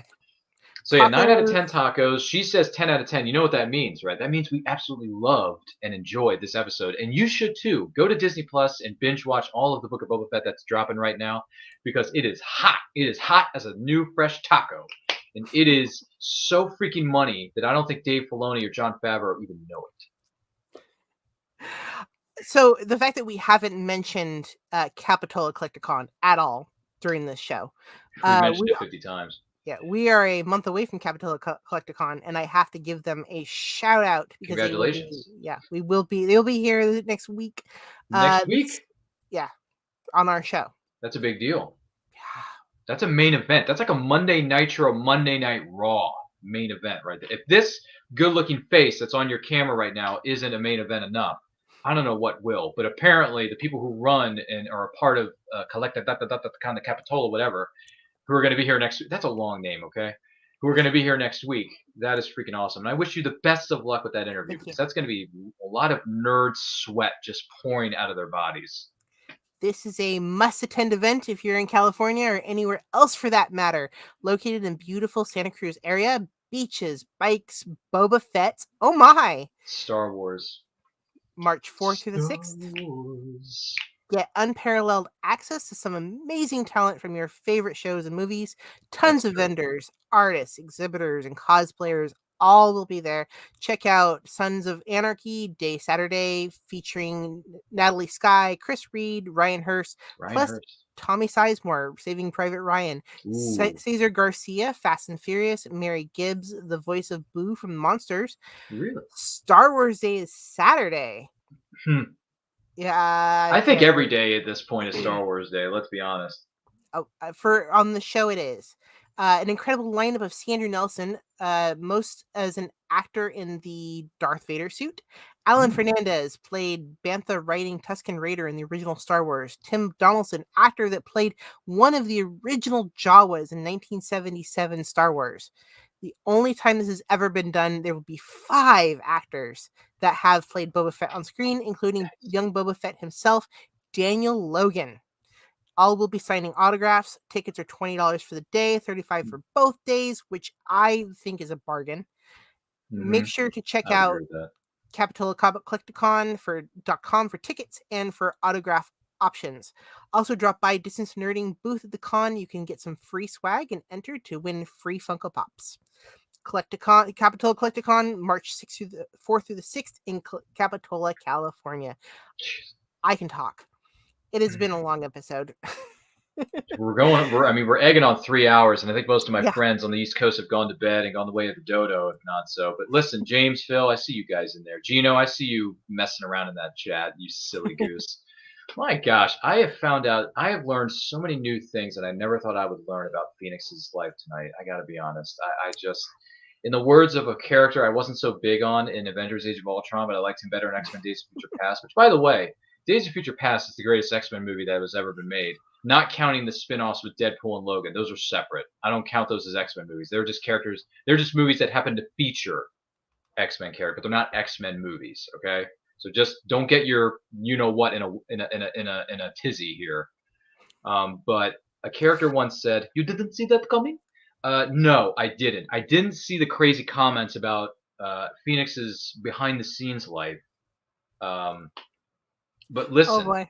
You know what Before they say we talk about too much about my personal life. Seriously, I did not expect that one at all. But I will say this. This was fun. Thanks for having me. This was fun. Thank you so much. Yeah, this was a heartfelt blast. I was multitasking by communicating with famous faces and funnies in my Facebook Messenger while also doing this show in front of you, 20,000 people who are watching this show, which is ridiculous to think about. But man, I multitask tonight, Phoenix. I had a lot of stuff going on in the backstage area with my "What comics are you gonna buy tonight?" And then they're having a $3 comic sale tomorrow night, which I'm gonna buy some of that stuff too because I'm trying to find single issues of the Destructor from the olden times as well as the Phantom Stranger. So look forward to finding that stuff out. But I guess this is the point in the show where Phoenix looks me dead in the eye and says, "Yo, Ryan, where can people find you online?" Is that where we are? Yeah, give me your pluggables. In the script? Is that the part where we plug each other's stuff? Okay, so I'm jumping around a little bit. Yeah. Is there there's nothing else you need to say about any stories that we've discussed? Well, I mean, I can plug Distance Nerding, but I assume I'll be doing that right after you give me your pluggables. Sure, why not? So I want to take this opportunity to once again say thank you to everyone at the Distance Nerding crew for having me on this week. When the parents are away, which stand for Phil and James, the children will play. So that means Phoenix, myself, and Mattson, which, by the way, it was great to meet you, young man. And if you ever want to friend me on Facebook or send me a DM just to chat it up about some nerd stuff, let me know, man. Because I think Mattson is a cool cat. I think I'd like to talk with him a little bit more after the show. But listen, you can find me on all social media simply at It's Nerd Culture. New videos go up on our YouTube channel each and every week. We do Boba's Weekly Bounty, which you can find live on Thursday nights at 8 p.m. EST. We're going to have an episode this week, and guess who my special guest is? It is the one and only crime fiction writer and Star Wars superfan extraordinaire, Bobby Nash. Bobby Nash is a great friend of ours. He's a great friend of the show, and we're going to bring him on because he's a Star Wars fan, and he's going to talk. He's going to talk the talk. He's going to walk the walk. So he's going to be on with us Thursday night, 8 p.m. EST. And check me out on Saturdays at 12 p.m. EST for And I Quote, which is an interview show where I interview content creators of all shapes and sizes. And yes, Phil, have been on the show before, so you know a thing or two because you've seen a thing or two. So where am I going with this? My guest this week is going to be writer Jim Beard, who has done a number of different things in his career, from writing comic books to writing books. So he has done a multitude of things for all the different mediums, and we are going to talk to Jim Beard, a part of Flinch Books, on Saturday at 12 p.m. EST. Look forward to that. Otherwise, Phoenix, I'm going to say this once and I'm going to say it again. Thank you for having me. And in case I don't see you, good afternoon, good evening, and good night. Phenomena. And with that, I'll turn back to, if you love our shirts, in fact, thank you for wearing one tonight. We are one with the Force, aren't we? Right here, baby. Right here. If you love our merch, Distance Learning shirts are here and people are loving them. We've got shirts. You can DM us for $20 if you're local, $25 if we have to ship to you. DM us at Distance Nerding. You can pretty much find us on all social media, on Twitch, YouTube, Facebook. Hang out with us. Phil likes to build Legos. We a lot. Yeah. On Monday nights from 6 to 8, you can catch pretty much both of us. And we will be having Capitola CollectorCon, like I mentioned, this Monday. Set that reminder and jump in with us. If you love Legos and celebrities and personalities of all sorts, have something you want to discuss, tell us what you're nerding out on. We want to nerd with you. Buy us a taco. In fact, I love saying this because normally Phil says this. Buy us a taco, guys. We live on tacos.